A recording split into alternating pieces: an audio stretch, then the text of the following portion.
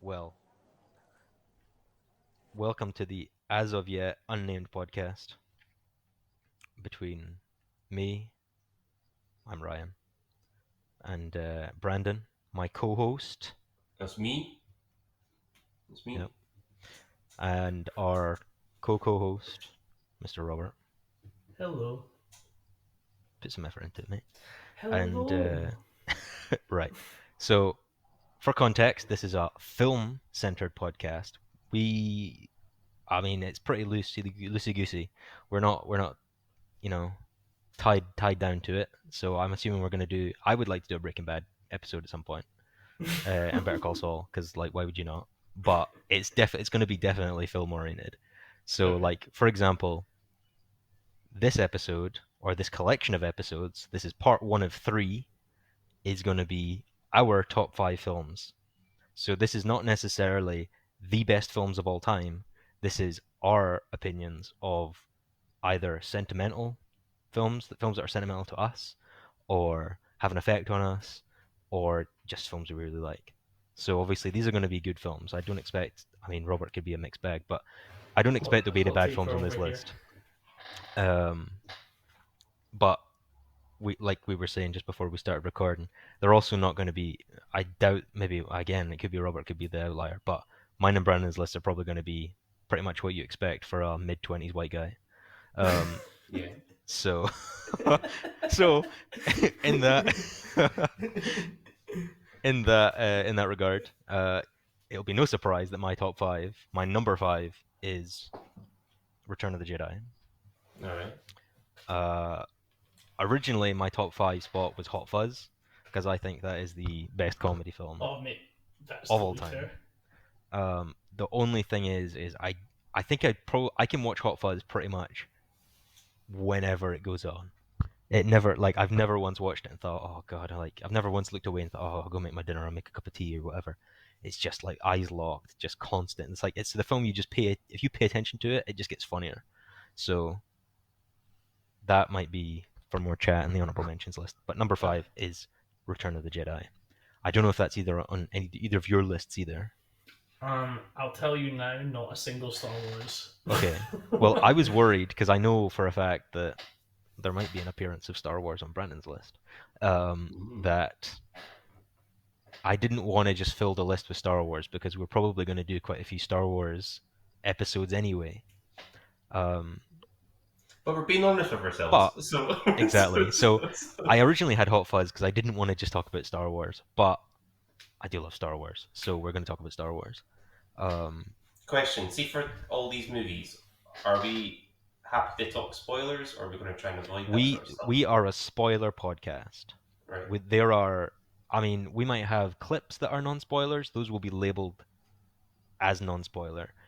Everything else, if you hear us talk about it, we will give spoiler warnings for. I mean, Return of the Jedi is like 40 years old this year, so like, where the To hell Yeah, have be you fair, been? most of these But films should be kind of most of yeah, these a films wee should be bit fine. older. So, Because well, there's been some recent films that will appear in my honorable mentions, and probably part of the reason they're not in the top five is because I've only seen them so recently. that's fair. mm. Um, but we'll talk about those later. Yeah, But yeah, so these are spoiler episodes, every episode, but especially these ones. Um, Anything you'd like to add, Robert? uh, yeah. No, I was just gonna say I tried to do the same where it was like you've had a good few years to watch it, and if you haven't watched it, Yeah. that's your fault.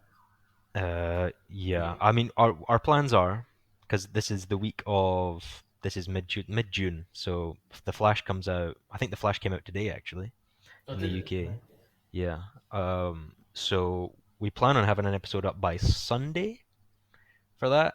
So obviously the audience, if it exists, won't know the difference, but we will. So there will be modern films. I think the plan is to kind of shake it up between a weekly podcast of a discussion that's kind of like a diary of what we've seen since the last episode. Right. Um, so it is just very much like vomit out whatever you've been watching and gush over it or hate on it. There will also be secondary episodes or even just segments within that weekly episode that are more. Well, also that the main episodes will include like recent releases. So, for example, like The Flash this week, or Transformers came out last week. We'll probably be combining those into one episode, and then Indiana Jones in a couple of weeks as well. Right. Which apparently the reviews have gotten better since the last time we talked, but I still have zero fucking hope for that film. Same man.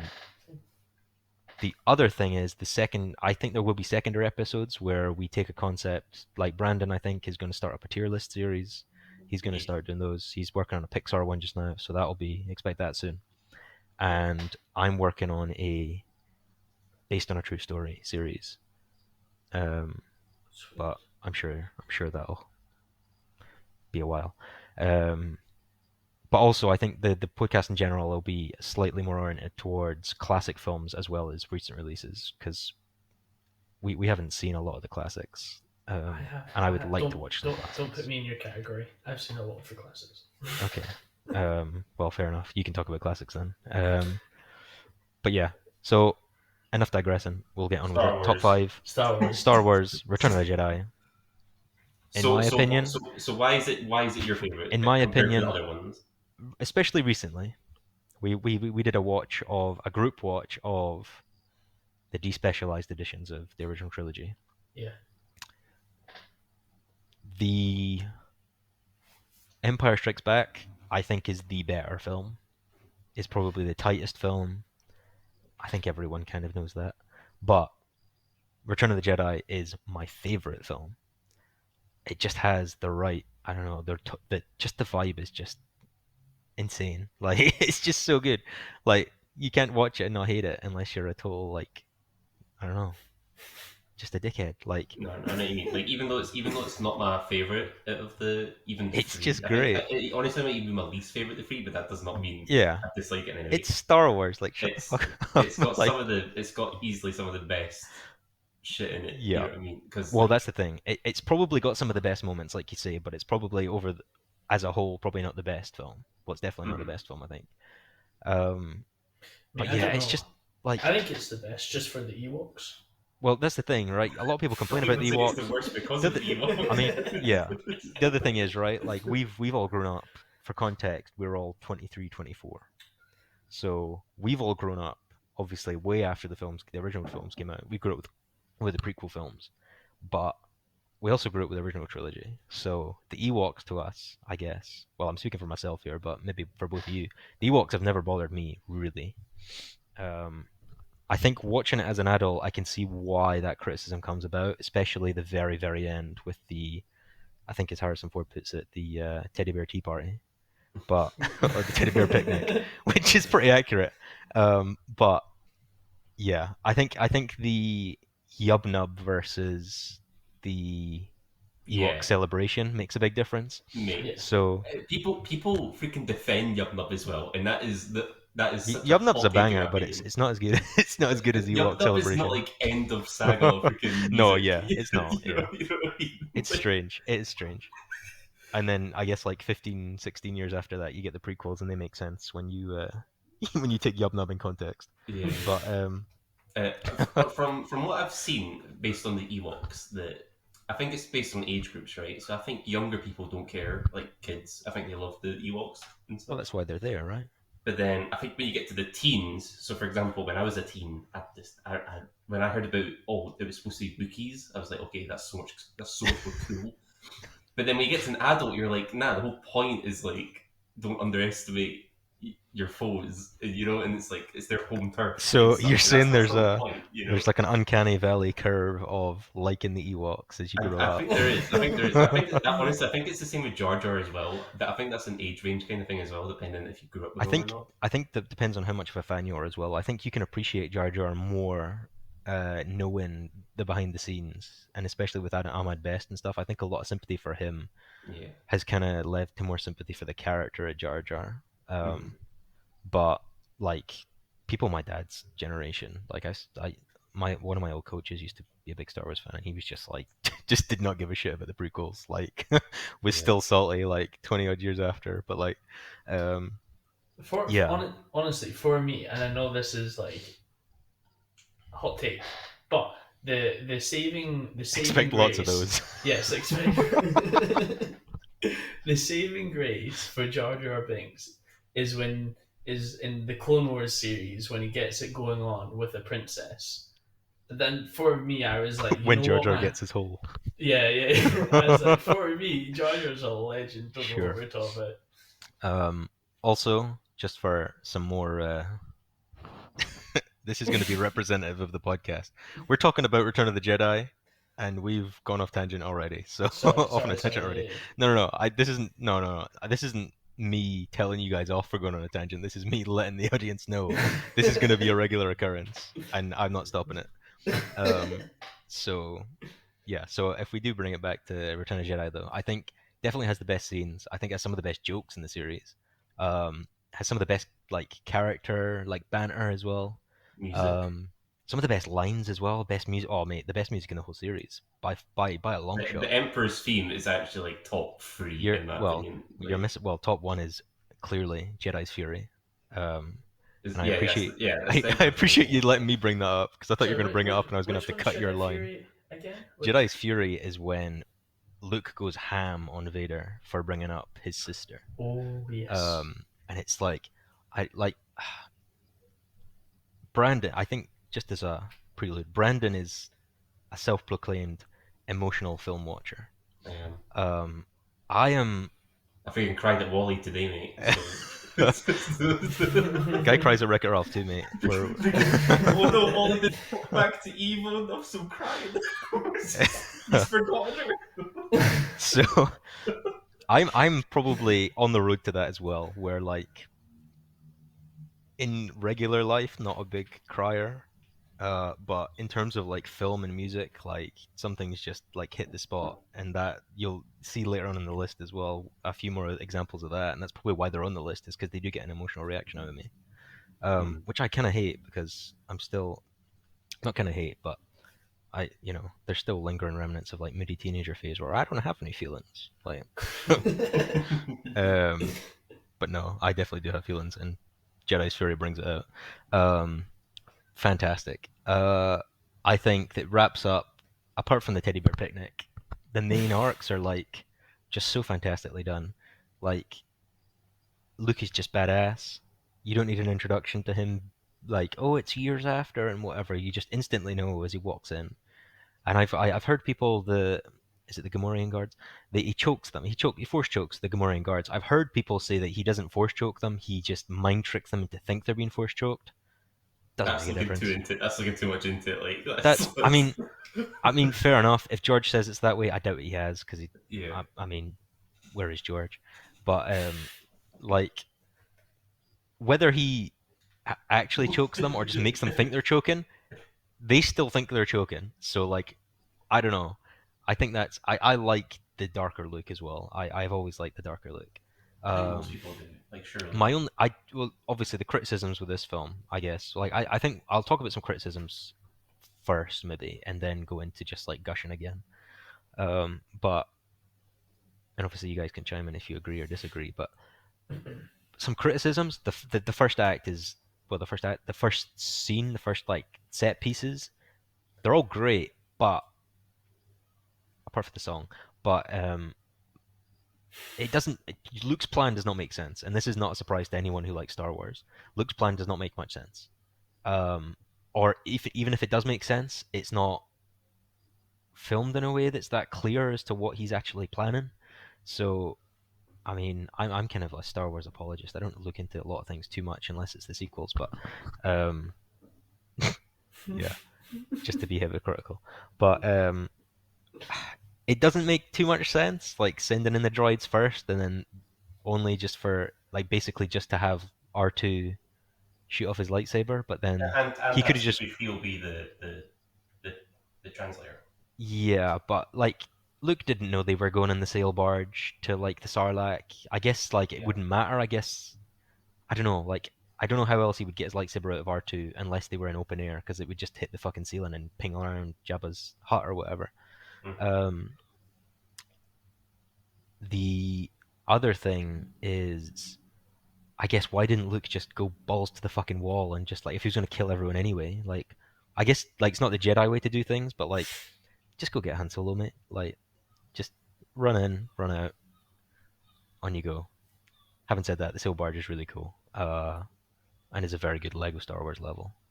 And it's just fun though, isn't it? That's It's that's the fun. thing. It Yeah, doesn't make too much sense, but like at the end of the day, it's it's freaking it's just a spectacle to open the film as well. yeah. I think the other thing is obviously Boba Fett gets done kind of dirty. I'm okay with it. I mean, I was never like, You see, I well, guess I, he's still getting done dirty. yeah. I mean, I guess I missed the boat with like, oh, Boba Fett's like a really cool character, but like, Yeah. I always thought like he looks cool, but he's never like my favorite or anything. I Mhm. never saw him as like this big dark mysterious man, I really. feel like if you Tall grew up dark at the handsome. time though, all these comics and Yeah, maybe. shows and stuff were Ah, kind of I showing guess. off. Whereas with our sort of generation, we had Jango Fett, and I didn't care about Jango Fett that much. Don't even care about so, Django so, so either. it's like He's just the headless motherfucker from the second film. Like, oh yeah, yeah. Yeah. so um, yeah, I think so. Like some of the choreography, I think in that like as well. Like it's one of those things where we like in general watching behind the scenes things from these films as well. Hmm. Especially older films like like a great documentary on Disney Plus is Light and Magic, which is basically the start to finish story of Industrial Light and Magic and how they were kind of an offshoot of Lucasfilm, and then kind of opened up later to do like other studios films as well. But they were kind of like George Lucas's little like I want to say brainchild, but he kind of abused them for a long time, so maybe not. It was the brainchild of like is his name Phil Tippett? I think his name's Phil Tippett and Phil a Tippett few other guys. he made the He did the props and maquettes. stuff. Yeah, yeah, but he did like the dinosaur Mm. maquettes and stuff that were stop motion for Jurassic Park and all that kind of stuff as well. So he's like a Yeah. big guy in industry, but obviously he was getting his. I guess he was getting his start here. It was kind of like ground up thing.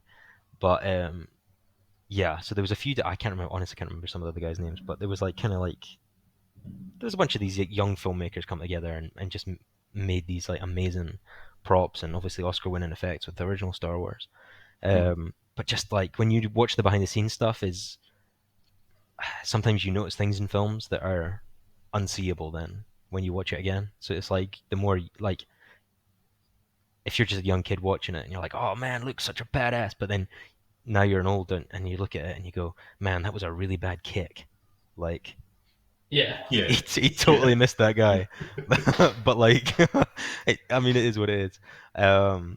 But yeah, Sailbarge is great, and then it goes straight into like the best character in Star Wars, or the second best character, Yoda, Luke and Yoda. You get a Oh man. nice little closure on Yoda. Probably the best puppet Keep in your damn cinema. shut. Keep your damn mouth Yeah. I didn't say anything. I just did. Yeah, this is why. Yeah, you let Stuart's us not watch coming in this over one. Yoda. Um, there's a reason Stuart's not in this episode, and he will not be on Empire Strikes Back episode either. Absolutely not. Absolutely not. Shocking, Yoda looks ass. I'm gonna piss mate. off. The best puppet in cinema, apart from Grogu, like Yeah, yeah. Same freaking. Same for 100%. the same species. Um, but yeah, so like Yoda's great stuff's great. Luke is just fantastic in the whole film, and I think Luke is the highlight of this film. Whereas I think that's probably where this film falls short in terms of Empire, where in Empire you have two parallel storylines that are both really really strong. Mm. Um, and you Yeah. have Luke kind of on his own training to be a Jedi, and you have everyone else kind of doing their own thing on Bespin and all that, and in the asteroid.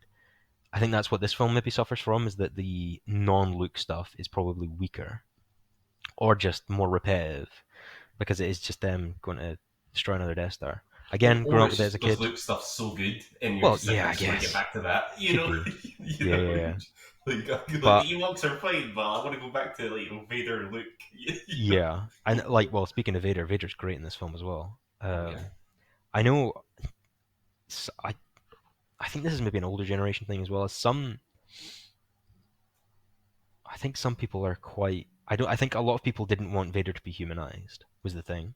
And Mm. I think this is a big thing with the prequels as well, is that George's intentions with the films don't necessarily align with the audience's reception of the films, Mm. which is why you get this divide of like, well, a lot of people don't like the prequels, and I think that's because George's vision of Star Wars was either always different and only came to fruition more because he had all his hands on the prequels. He was obviously more hands off with Empire and Return of the Jedi. They indirect Well, it didn't direct exactly. Um, or George in intermediate period between the prequels and the original trilogy, he had like a change of what Star Wars is to him, or just like I don't know. I I But I I think he changed. Would you not say? I don't Hundred know, percent. because like, Because he well, changed. Like there was no thing of like, oh, Jedi are bloody celibate and stuff well, like that. That was okay, well, all completely added that's not in. exactly what I You know. mean. I think those are different ideas that come up about the lore. I was more meaning core principles in Star Wars, Right. like um, or like core ideas in Star Wars that aren't so much just like lore and minutia, but more like should Vader be humanized? Right. Because in the first film, Vader is just the bad guy in a black suit, Yeah. and there isn't much to him apart from he kills Obi-Wan. You learn that he's one of Obi-Wan's previous apprentices, along with Anakin, who he killed at some point. And that's all you get. There isn't. I guess it's probably wrong to say there's no character there, but There's very minimal. it's well, you don't need it. It's not what the film's trying to do. And you got Um, Tarkin anyway as well, so it's like, yeah. yeah. And like Vader's just the badass. He's the strong. He's like the muscle. Um, he's just the mysterious dark presence in the film, and that's all you need.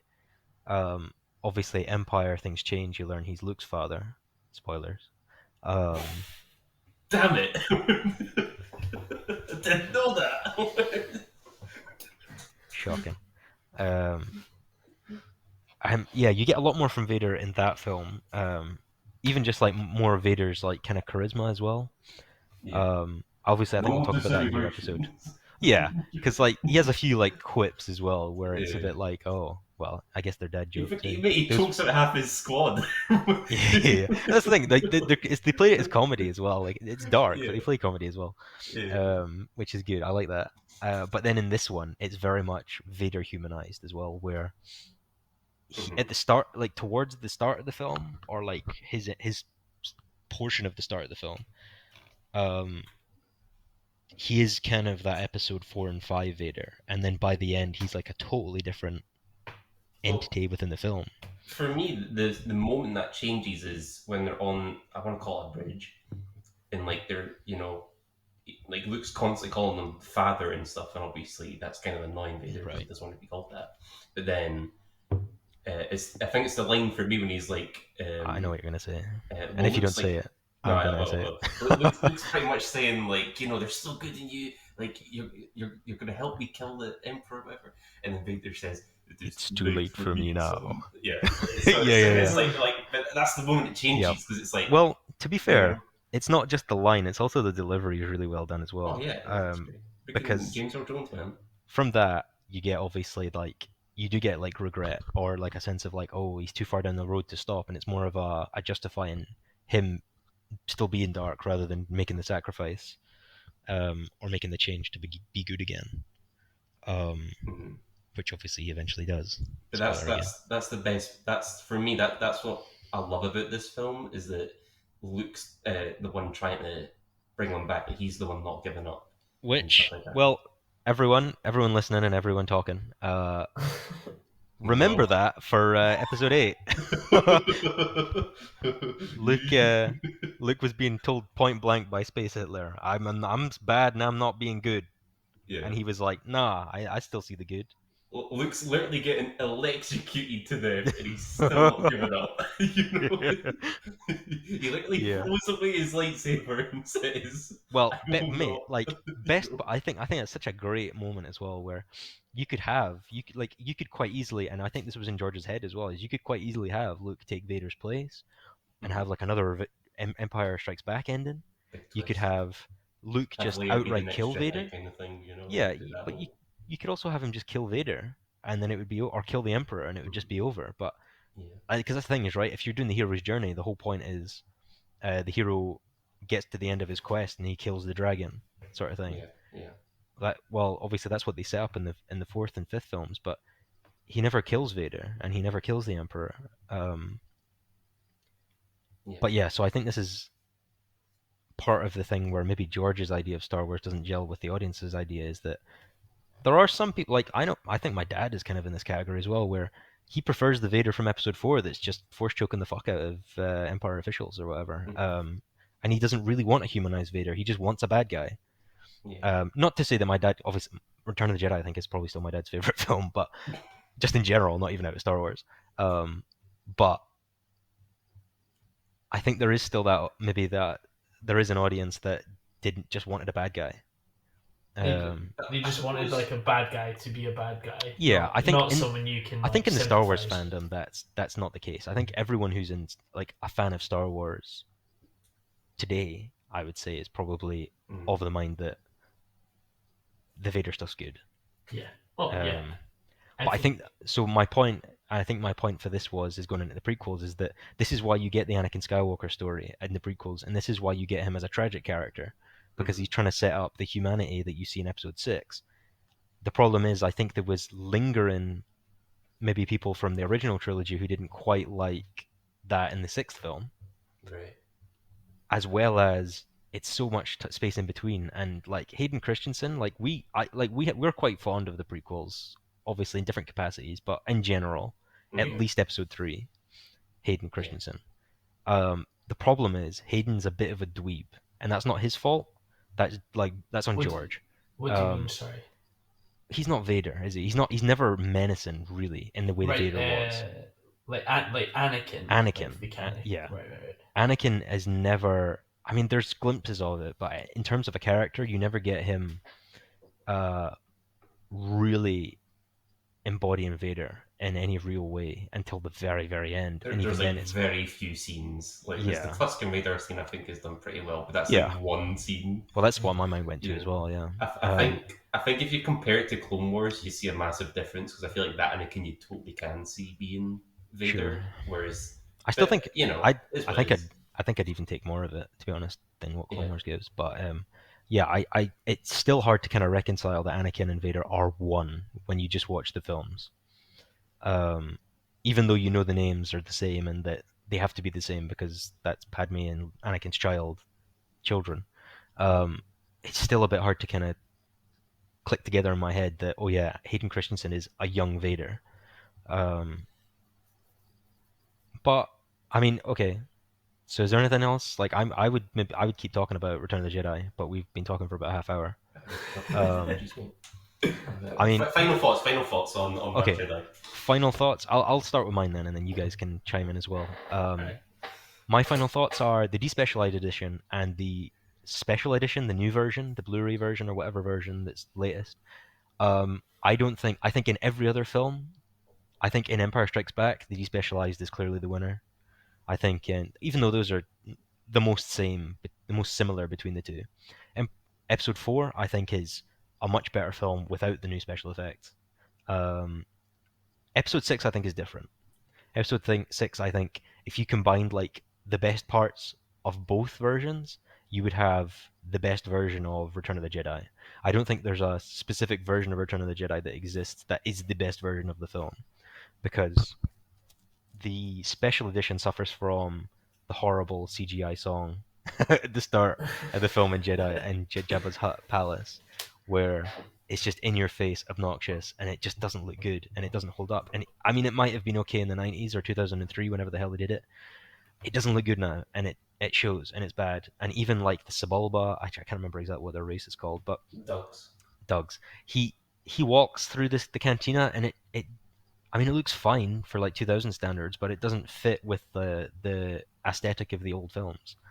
Um, Yeah, I so know things like exactly what you that, mean. Yeah. and obviously Episode 4 I think suffers the worst from those type of things, especially Tatooine. But Episode 6, I think like so that if you combine the start of the despecialized edition, the original cut, the first half of that film is probably the best version. Hmm. And then keep the song at the end. But if you keep the song from the specialized edition, Yeah. you get the benefit of that being a bit better as well. So I think it's a Mm. shame that at least in the other cases, you have the option of. I mean, I guess someone's maybe made an edit where you combine the best parts, but that could also just be my opinion that those are the best parts. Mm. Yeah.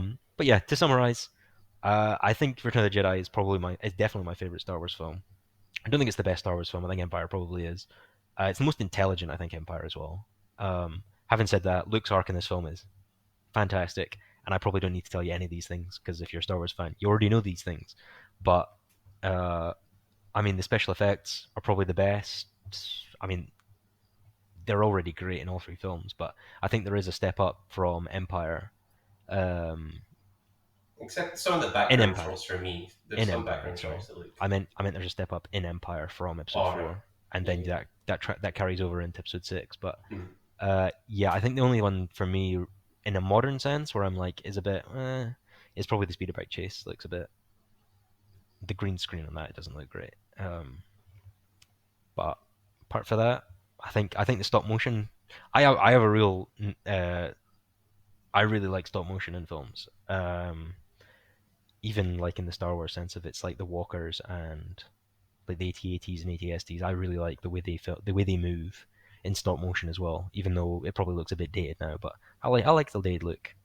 Um, but yeah, for me, just the best vibe in Star Wars. It's one of those ones where Empire's great, but it's a bit of a downer. Where I can watch the film and appreciate it every time I watch it, but it's probably the Star Wars film I watch the least out of the original trilogy, definitely. Um, and and Return of the Jedi is probably the one I watch most, just because it's just a good time. Like you get the fulfillment of all these characters. Um, you get the trio back together for a little bit. Lando's great, obviously. Well, we've been talking a half hour about Return of the Jedi, and you haven't even mentioned Neem Num, mate. Oh, I was saving it. Don't worry, mate. Yeah. I was saving it. So yeah. So my thoughts, absolute 10 out of 10 banging film. I get the criticism, doesn't bother me. Um, Endor's like probably one of my favorite planets in the Star Wars universe, especially from like Battlefront games. Like Endor seems to get a lot of playtime and stuff like that, and I have no problem with that. It's like the ships, all the additions, great. I love Vader's arc. I love it in the context. I like it in the context of what it originally was, without any of the Anakin stuff from the prequels, and I like it in terms of the whole Chosen One arc as well. Mm. So yeah, that's. I mean, I reckon we're gonna do a Star Wars series where we go through every episode anyway. 100%. So expect like if we're talking about a half hour, I can't lie. I was worried that this list was going to be too short and we were going to have to add in films. We're already halfway through and I've only been through one film. That So we're good. either this is going to be edited or it's going to be a long episode. So sorry. But yeah. So closing remarks. Expect a Return of the Jedi episode at some point, but I just freaking love Return of the Jedi. Yeah, man. Uh, fair enough. Fair enough. Any final thoughts from you guys on Return of the Jedi? Any Robert? I'll let you go first if you like. I Is it your favorite one as well, Robert? Did you say no that? No. no it in the trilogy. I think 4 would be my favorite. So we have a difference of opinion between the three of us. Yeah. 4 is quite like bloody flawless, though, in my opinion. Like 4 is like actually a perfect film.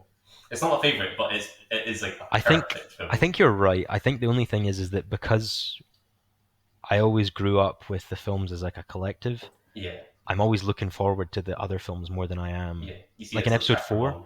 like yeah, it's chapter 1, but like that's the thing. It's like the fight. None of the fights look as good. Even though I actually don't have a problem with the fight in episode 4 either. A lot of Yeah, people yeah, do, but I actually don't mind the kind of stunted old man old man fight. But I think everything just kind of because I know what's coming, I'm always like looking forward to that more than I am watching this one. So I think that's probably why 4 is not my top one, is because I'm just looking forward to the other two. Mhm. Because the That's fair. iconic moments for me come from 6. Yeah. So yeah. So yours is 4, Brandon's is 5, and mine's is 6. Indeed. Oh mate, couldn't write it better if we tried. Um, To be honest though, I feel like every movie that we watch or like trilogy or something, we all come out with a completely different point of view. well, I think that's probably part of the reason we're doing this, right? Is that we talk about these things anyway, and we just want to record it and put it out Yeah. there. This because I Brandon has an Excel sheet that he's had for a few years, which he lost but then found again. But um, it he basically just kept a catalog of all the films he'd seen at the cinema and a short either summary or grading of what he thought about it.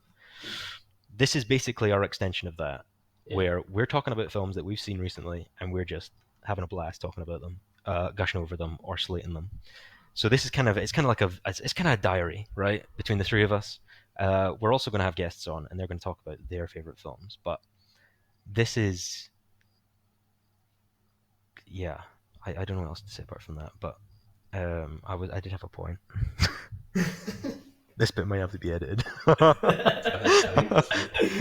What were you saying, Brandon? Jog my memory. Just finishing points on Robert's end. So you're saying four's your favorite, but Yeah, no. Oh yeah. So I think part of the reason we're doing this is because we do disagree on things, and we talk about disagreements anyway. And I think Yeah. some of them are pretty entertaining, so we may as well record them. No, that's fair. And it's also, I think it's nice to have a bit of variety as well, because we know, well, Robert obviously has obvious to us, but not to you maybe, has a reputation for having some wild takes about films and media. Which I mean, we they'll have. happen though. Like for example, I think Lord of the Rings is the most overrated trilogy ever, but like that's like a massive hot take in some people's eyes. So Yeah, you man. know, so I think Hobbit's better. I Do you don't think like so? Lord of the Rings. He thinks Lord of the Rings. Oh is yeah, yeah. over. Like I guess we all have hot takes then. Everyone has a hot Naturally, as take. you would expect. Like But genuinely... Robert just seems to have more. gravitate towards them. Yeah. But to defend myself, Or just has no fear. But I have no what? Sorry. Or you just have no fear about bringing them up where someone else would. Yeah, no, I have no fear. But I think as well. I think 9 times out of 10, I do always have a decent argument for my point of view. I hope you do, because it's going to be recorded now, and I'm going to be trying to weed it out if you don't. No, that's fair. Well, Brendan can back me up. Yeah. No, but part of that reason as well is I think some of us have some interesting takes, and we all have. A lot of the time, we will be agreeing on maybe broad strokes, but we do agree on, and sometimes we don't even agree on broad strokes. But like we have a sequel apologist among us, not this three, but in our friend group, so we'll have him on at some point. I think we're going to do we'll do a sequel episode, and he'll be on. Watch that be the lowest views. I reckon it'll be the opposite. Like, I reckon it'll be the most, but it'll be the worst episode to film. It'll be the worst episode to film, mate. That's gonna be a rough couple hours if you're watching High Dignan.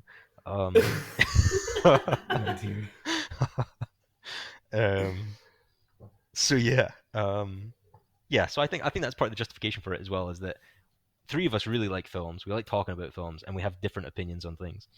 So hopefully you get that from these first three episodes, and if not, hopefully we keep this going, and you will get it from something else. Because I'd rather not make this an echo chamber of, oh, I love this film, and oh yeah, I love this film too. And that's fine, but even if we love a film, we're still gonna try and pick it apart. But these weekly ones will be more discussion based, I reckon, and then I think there will be secondary episodes where maybe one of us takes the reins on something we're passionate about in film, and it'll be more of an analysis or like a tier list or something with a bit more production, a bit more scripted kind of nature to it, rather than just the discussion. Yeah. But these weekly ones will just be informal, just us chatting shit about films and you getting angry because we don't know what we're talking about. Which is what I hope the reaction is. Anyway, it's been 10 minutes since I said let's stop talking about Return of the Jedi. So let's stop talking about Return of the Jedi. Okay. And let's go to number 4, which could easily, I think any of these could easily be number 1. The top 5 is a very difficult list for me to make. Brandon already had his ready when he suggested let's do a top 5. I had mine done last night, and I had like a week to think about it, and stressed about missing out a film, whatever. So my honorable mentions list is probably about 20 or 30 long, so it will just be rapid fire at that point. Anyway, number 4 is going to be I don't want to say it, but it's probably won't make much sense when you see what else is on the list, but I think it's probably the best animated film ever made. Is The Prince of Egypt. Oh mate, do you know what? On your list? No, it's not. It's not on my list. Shocking. But I 100% stand by that. That could possibly be like one of the best animated films.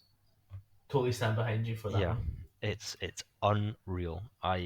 It's fantastic. I just don't know how they've managed to adapt a book of the Bible, or part of a book of the Bible, into animated form, make it a banging film, and make it accessible to people who don't even care about religion. Um, and also have it be universally loved by basically everyone who is religious, as well. So it's just when you know you can do that, when your reaction is that basically everyone, regardless of religious background, loves your film. You know you've hit a winner. And I mean, Absolutely. DreamWorks hit a bloody home run. Like fair enough, Shrek was their big break, especially in terms of their competition with Disney at the time. But and I mean Disney in this period, this is Disney at their peak as well, in like 19, or maybe just coming out of their peak in the late 90s. But Like the Prince of Egypt is, Renaissance sort of era, yeah, like this is probably the same year as Hunchback of Notre Dame, probably maybe the year after, something like like that. Hercules and And Hercules, yeah, Shy probably, of Lilo and Stitch and that. yeah. You know, like So yeah, it's around that period. So I think Tarzan's 99, so it's probably sandwiched between Hunchback, Mulan, and Tarzan, one of those three, two of okay. those three. I'll have a quick look up while we're talking. Um, anyway, just I don't know what to say. Like it's bloody fantastic. It Like is. the music is absurdly good. The Yeah, visuals are incredible. The voice acting's incredible. I remember like I used to talk about this film with my friend at university a lot, and it was like one of the things he always told me was like, oh, like God's voice in the film is Val Kilmer, so it's like a reflection of him, kind of talking back to himself. And then you look into it and you're like, no, no, it's even more than that. God's voice in this film is everyone in the cast, or at least the main players in the cast. I don't know if it's everyone, but there's a little bit of everyone in the voice of God, and obviously Val Kilmer's voice comes through probably the most prominent. Yeah. But just like even that idea alone is just great. Like I don't know, like it marries 3D visuals really well, I think as well. Where Disney were doing the same thing. They've been doing that since I think Aladdin. Maybe in fact no, they've definitely been doing it since Beauty and the Beast, where they're kind of incorporating 3D, not 3D full 3D animation, but they're incorporating 3D elements to enhance their 2D animation. So, for example, the ballroom scene in Beauty and the mm, Beast, where you have that big camera sweep come down, the Beast and Belle are both 2D hand-drawn animated. yeah. The background is 3D, is a 3D environment Mm. that they're placed in. Um, so that's like Tarzan does that a lot as 91. well. Yeah, Tarzan does it a lot. well, yeah, the Like the whole jungle pretty film's much is, that. yeah, Then Treasure Planet just freaking balls goes to the wall, ham yeah. on Um, but yeah, so this is in that period as well where like Disney's doing a lot of that stuff and they're kind of pioneering that, as well as obviously you have Pixar who've like pioneered the entire thing. Mm. But then you get this little like gem of like Prince of Egypt where like there's clearly 3D elements, but they never stand out as well. And it's just like I just love this period of animation in general where you have this like complete renaissance of animation, not just Disney, just like animation in general, but obviously mostly Disney. And then you get this kind of pioneering thing with the 3D, and then obviously like 10 years later, everyone's doing 3D. And nowadays, Disney aren't even doing 2D at all. But Prince of Egypt, obviously, so Val Kilmer is Joseph, and Ray Fiennes is Ramesses II, and it's just I don't know what to say, man. It's just bloody phenomenal. Well, Like see, growing up, like, growing up in the church, right? We were so limited to like church films, and so you'd have to like it was either like our Sunday film would be Prince of Egypt or Nacho Libre, and you know what I mean. It's is Nacho like Libre a religious film?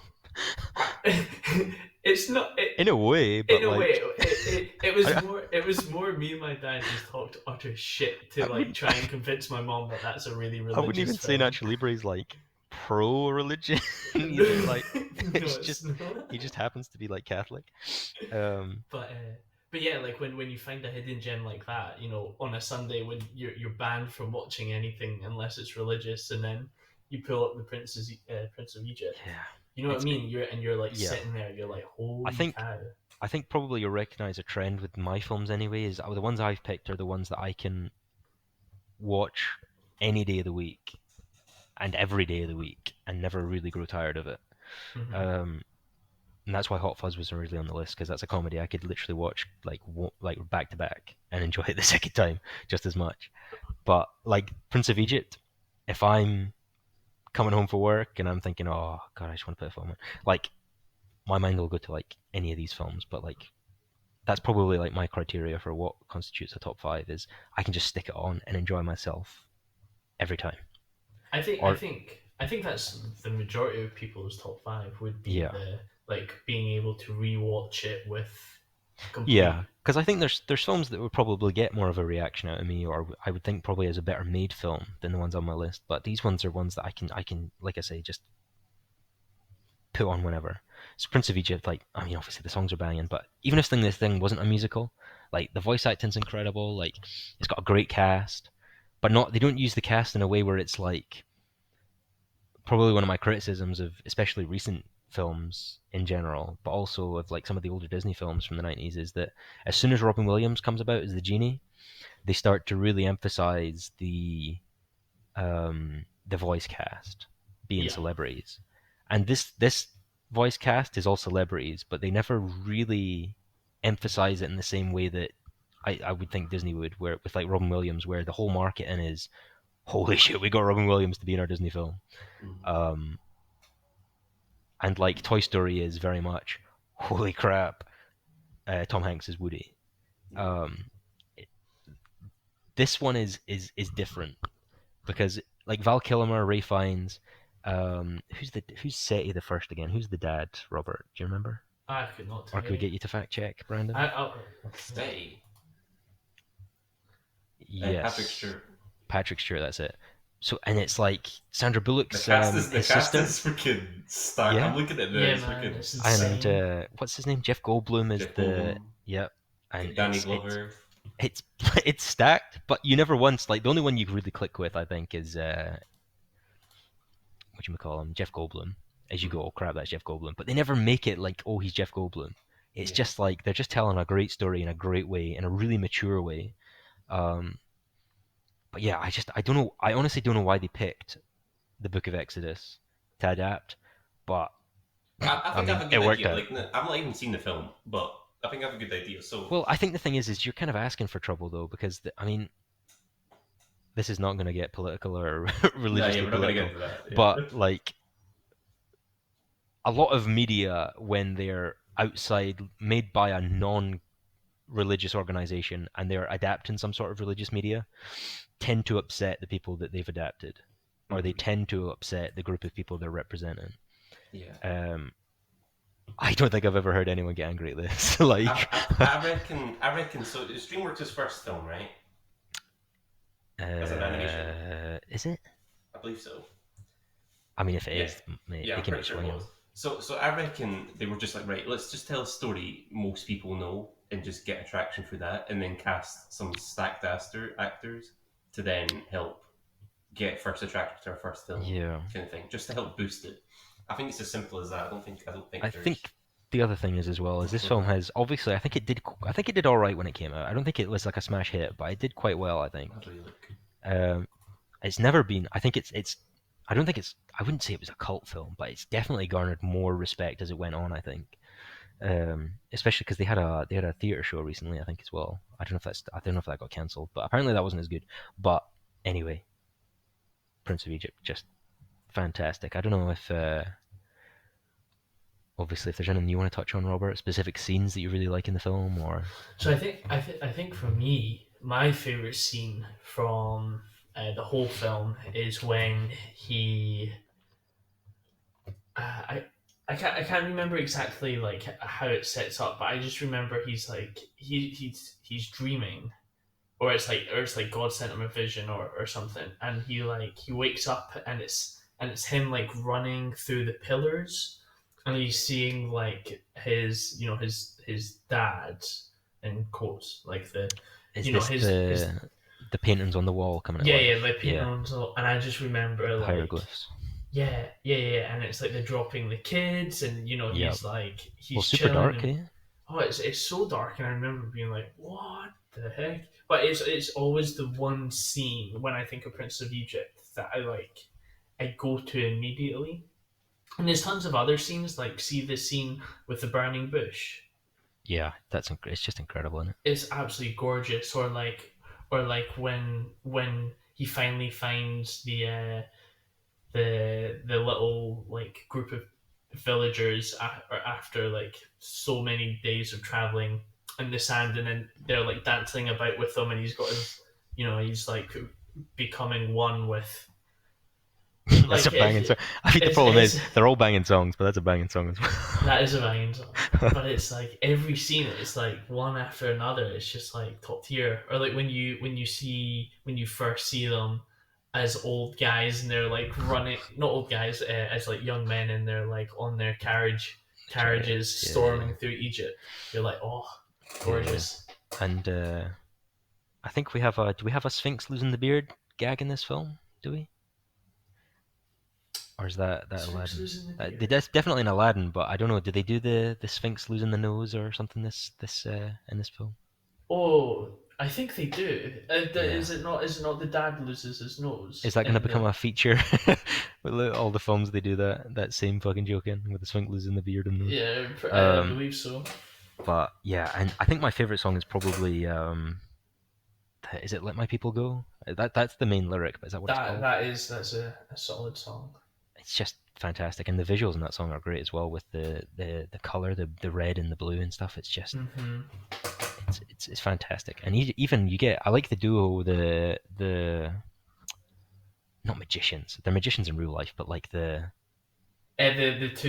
two like yeah, the yeah, the illusionist kind ones of who guys. like to make the staffs into snake. But that's Steve Martin and Martin Short, Yeah, and they're great in that, and they have a great song as well. Through Heaven's Eyes. That's such a that yeah. is that Oh that is a mate. great song. But yeah, I mean the score as well. I think the score is Hans Zimmer as well, right? Um, I'll just quickly. which makes sense because it's fantastic. Um, but yeah, I don't know. I don't actually know what else to say about Prince of Egypt. I could do I could do a separate video on all of these films, but I haven't seen this. Is probably the one I haven't seen in the longest time out of the It list. is Hans Zimmer. It is really Yeah, good. it Honestly, is. like probably just like cinematically, just like probably one of the most flawless films I've ever watched. I literally couldn't. I couldn't find. I'd be hard pressed to find faults with it if I even tried. Um, it's just a good time, mate, and it just gets a pretty big reaction out of me towards the end as well. Um, speaking of, It's one I'm gonna have well, to watch. yeah, I guess It's one another I'll have part to or why we're doing this as well is that we've all obviously seen different films. We've all grown up differently and watched different films, or different films have meant different things to us. So it's interesting that I think part of the interest for me doing this will be one, seeing films I haven't seen and talking about those, especially ones with a reputation for being really good, like classics. But also, like Brandon says, so me and Robert have obviously grown up with this film and have really high respect for it. Brandon hasn't seen it, hasn't seen much, haven't doesn't know anything not about it. seen it, don't know So like anything I about think it'll it. be interesting discussion Not as heard well any where of the you can kind of see songs. our like So nostalgic point of view of we love this film and we've always loved this film versus his I have no clue and then just going into it fresh and then yeah I think that'll be an Yeah. interesting thing as well. So like we go in watching each other's top Well, not even fives, and necessarily then top. I mean, coming top out, five, sure, but like, and reviewing. just go beyond that, just films in general, like, because Ah, there right, there right, are I got some what you mean. films that I probably should have watched by now that I haven't, especially since we're starting a film podcast.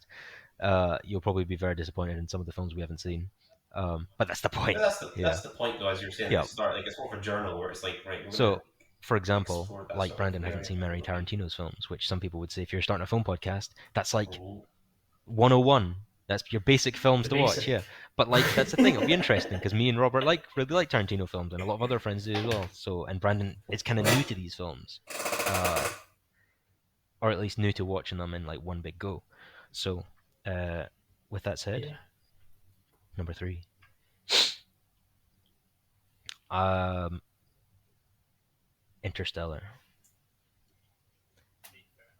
Just nice. Mate, fair enough. okay. Number two, Don't have to. Fair. yeah. Understand. Like what are you gonna say? Like mate, I think like That's I literally watched that the other week, and I remember you like saying some points earlier on in the year about why you love it so much, it's and just I was like, but yep, it's just yep, yep, absurd yep. how good it looks, how good it is. Like it's just absurd. And like the fact it's like I like Nolan does this really well, and obviously this is what he's kind of known for is taking like some weird ass concept that the public aren't tend doesn't tend to be familiar with, and then just makes a story out of it, and then you can kind of maybe not understand what's going on, but you can at least keep track of what's going on in a broad sense that makes sense in the story, but doesn't necessarily make Mm-hmm. sense in terms of you know exactly what's going on and why.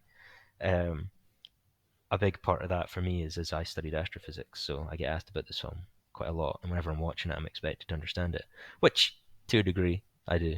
But um, Is it when he goes into the book yeah, behind the bookshelf I where don't think they there's any like physics for the explain? magic bookshelf. But like to be honest, the magic bookshelf is like the only bit in the film I think that's actually like, and obviously the time ripple that it creates, but like it's like the only thing that's kind of out there. Everything else I think is based in real science. Um, because I remember watching videos of them Yeah, having like a proper like consultant on hand or multiple consultants on hand for like the physics and can this actually happen and what are the calculations and all that. And it's like if I was making a film or if I was trying to write something, like that's the kind of things I would be looking at. That's the things I kind of respect is um, actually trying to make something cohesive with reality in terms of you can tell a great story but also have it be you can tell a great realistic. fictional out there sci-fi film and it still be realistic enough so that you can't pick it apart straight away. But even failing that, just the emotion in this film is just mental. Like I just it's the bit with the bookcase when he's crying behind and he's like, "Don't go," like don't like shouting to himself, and I'm like, how can you not? Like how can you not just go? Like it's such a I don't know like Mm. that moment and No Time for Caution is just I think I don't know if it's the scene. I think it might be the music, but obviously with the scene works even better. But the Yeah, score in this film is just again Hans Zimmer. What are you gonna say? Like that hasn't already been said. But No Time for Caution yeah. is probably the single piece of music that I'm aware of that I can listen to and it'll just set me off. Like I don't even know why. I don't even think it's that like I wouldn't even say it's the most emotional piece of music I've ever heard, but it just it does something to me and I don't understand it and I love it. But that scene with the doc and when obviously when Matt Damon's character just blows himself the fuck up, um, and then the the Rest in the peace. the spaceship is just spinning, and then they have to match the velocity, and it's just the music swells, and it's like, geez, it's just incredible. It's like where else are you gonna get that? Like that just doesn't Well, exist. we watched it. We watched it not long ago, like that scene, and we are saying like if you take the music out, like it changes the vibe like and I know you can say about any music piece in any film, but like I think you're right. Like the music makes the scene, Yeah, 100%. it colors it. Yeah, I don't want to get snobby, but like the music is not what you would expect for a tension, like a scene of tension like that. Um, it's just I don't know, like I don't know how else to describe it. I think my only lull in this film is the when they reach Matt Damon's character's planet. It starts to lull a little bit for me there. And on first watch, because I was pretty late to this film, um, watching it, but I remember being a bit like, oh yeah, I kind of expected Matt Damon to be a bad guy. I was just kind of waiting for it to happen. But um, I think part of the reason he cast Matt Damon is probably so you wouldn't expect it. You know, like you expect him to be like a good character because he usually is some sort of protagonist. He's never usually the bad guy. Yeah, Um, so I think that's part of the Yeah. reason maybe why he is that character is that you expect him not to be the bad character. But I'm not the biggest fan of that. Like it makes sense and I like it and I like what it sets up and all that and it raises the stakes. But it's probably the biggest lull in the film that part for me. But I think Michael Caine's amazing. Um, even Topher Grace, bloody Venom himself, bloody what's his oh name, dude, Eddie Brock. yeah, man. He's Well, great. I think he's such an underrated actor as well. Like everything he's except for I think he's getting a bit of the respect now, right? He's been in a few things recently. Was he in Black Mirror and stuff like that as well. yeah, yeah, yeah.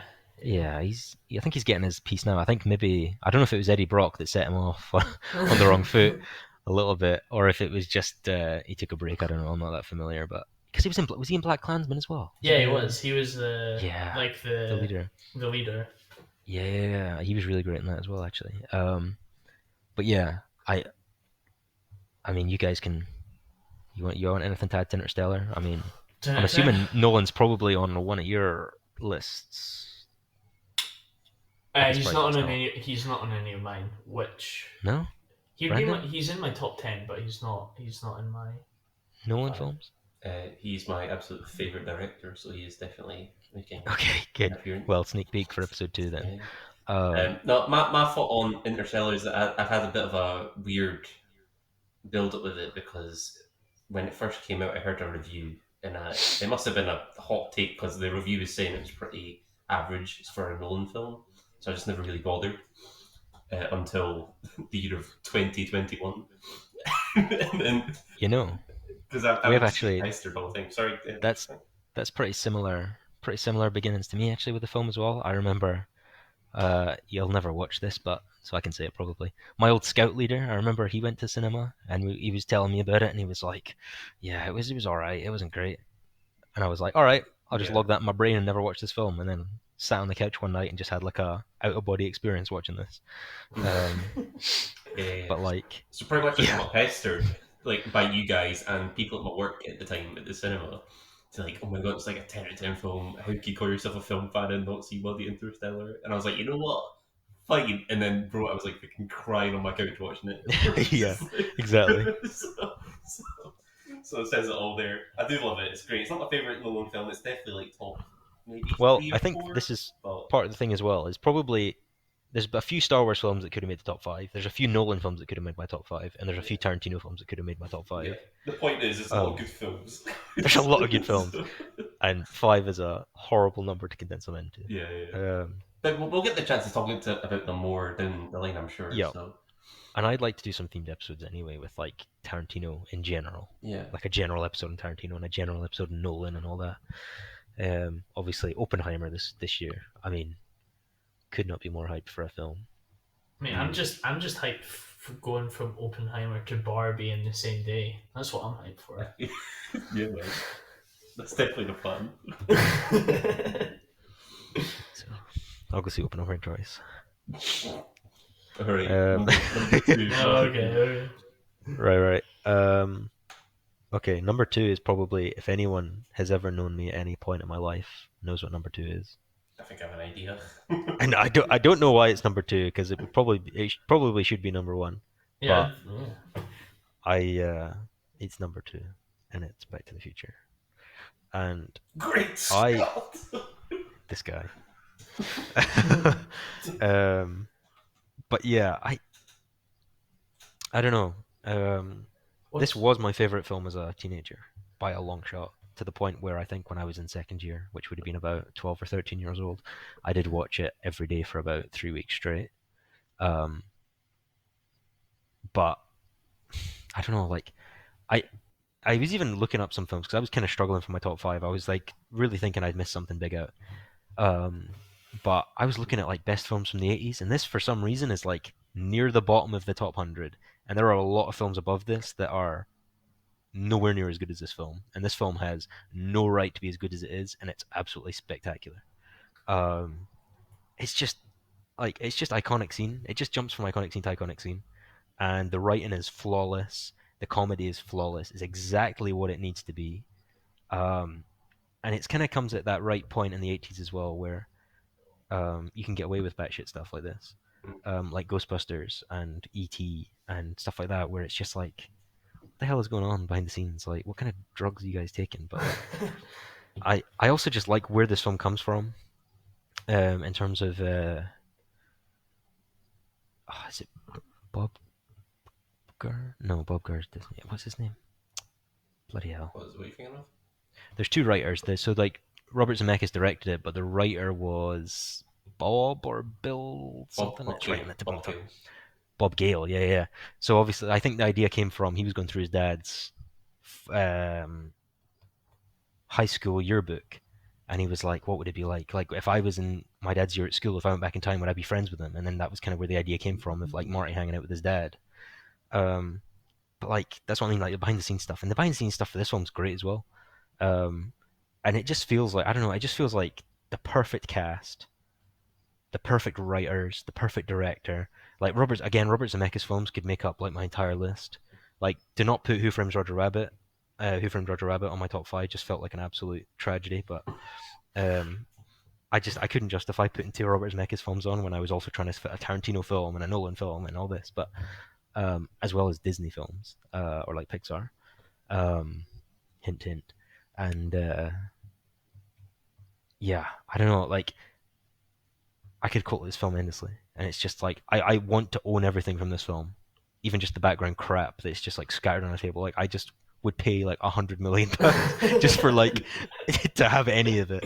Like, and obviously I think I haven't seen it yet, but Michael G. Fox has his new documentary out as well, Yeah, and obviously he's like, this is him at his peak because obviously he didn't have much of a choice in where to go from there. But um, and like, I mean, when I say like Star Wars, Return of the Jedi, that's my favorite of the three. But I could, again, it could just be the three as a collective. This is kind of the same where I just love all three films so much. It could be all three films into one, and these ones kind of fit, I guess, because they extend right on from each other. But um, yeah, I like two. I always loved two and three, and trying to pick my favorite just felt like, again, awful. But then on a recent rewatch, just one just knocks it out of the absolute park. Like, yeah, could not be better. yeah. We did a recent Um, rewatch, and in my opinion, I think one is one of those films you could describe as a perfect film. Like there's like there might be flaws, but like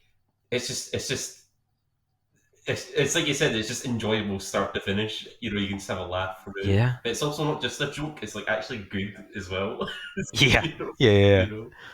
Yeah, Um, I think it's not one of my favorite films, but it's like as you said, like it's definitely like it's too good not to not enjoy it, kind of thing. yeah, You know, and again, like this is speaking like we're what 23, 24. This film came out in what 85, five. so it's like that. It's not like us saying, "Oh, it's nostalgia for us." Like we didn't grow up during this time. This is us looking back and I appreciating. guess. Yeah, I guess we did grow. I definitely grew up with it, so I can have nostalgia for my own childhood rather than I the '80s guess. Yeah, themselves. But See, I didn't um, I didn't actually watch it until like 2 years ago. bloody Yeah, hell, Rob. man. Well, What? yeah, I don't know what it was. Like I just like This. Why I. are we doing a phone podcast together? that's, That's shocking. saying that I'm Well, gonna it have a was lot That's of those kind of shocking. stuff. I'm gonna have well, a it lot of was that. it was just a thing of my parents both they grew up with different types of films, and my dad was very like it was either like Lord of the Rings or the original Planet of the Apes or like anything with Sylvester Stallone or Arnold, right? While my mom was like Never Ending Story and very like the Princess and the Right. Bride. So like films like that and Back to the Future just never like it just somehow missed and just never like clicked in. Jeez. Oh, Just so wow. like growing up, I never. Okay, But so even like in high school, you would talk about it, oh mate, I and wouldn't shut and up about it. I had no idea what you're talking about, Oh, you do and remember? yeah, of course I remember. Of course. Of This guy. course. And it wasn't. I think it was on like Netflix or something, and I was like, and all three of them were on, and I was like, you know what, I probably should watch this. So, what's your opinion then? I really liked them. I think it's one of those films where it's personally not like I wouldn't say they're like my favorite films or anything like that, but I did have like a good like I really enjoyed watching it, and I did a I really experienced sorry, I had a really good experience. But the one complaint I had is I didn't really. I found when three came with like the cowboy, was it the cowboys, Yeah. like the cowboy s kind of thing. I didn't enjoy it as much as I enjoyed the second film.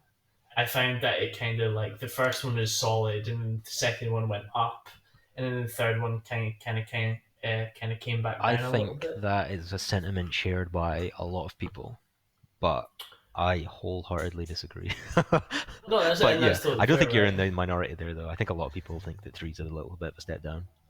But it's not like it's a bad film Yeah, in any way. But like looking back, two is the most memorable one. Like I I find two Right. really. I think two for a long time was, yeah, I think I agree. But I think in adulthood, I've kind of come to appreciate. I don't know. I don't. Well, not even that. I probably would have said up until we last rewatched them. I probably would have said two is my favorite as well.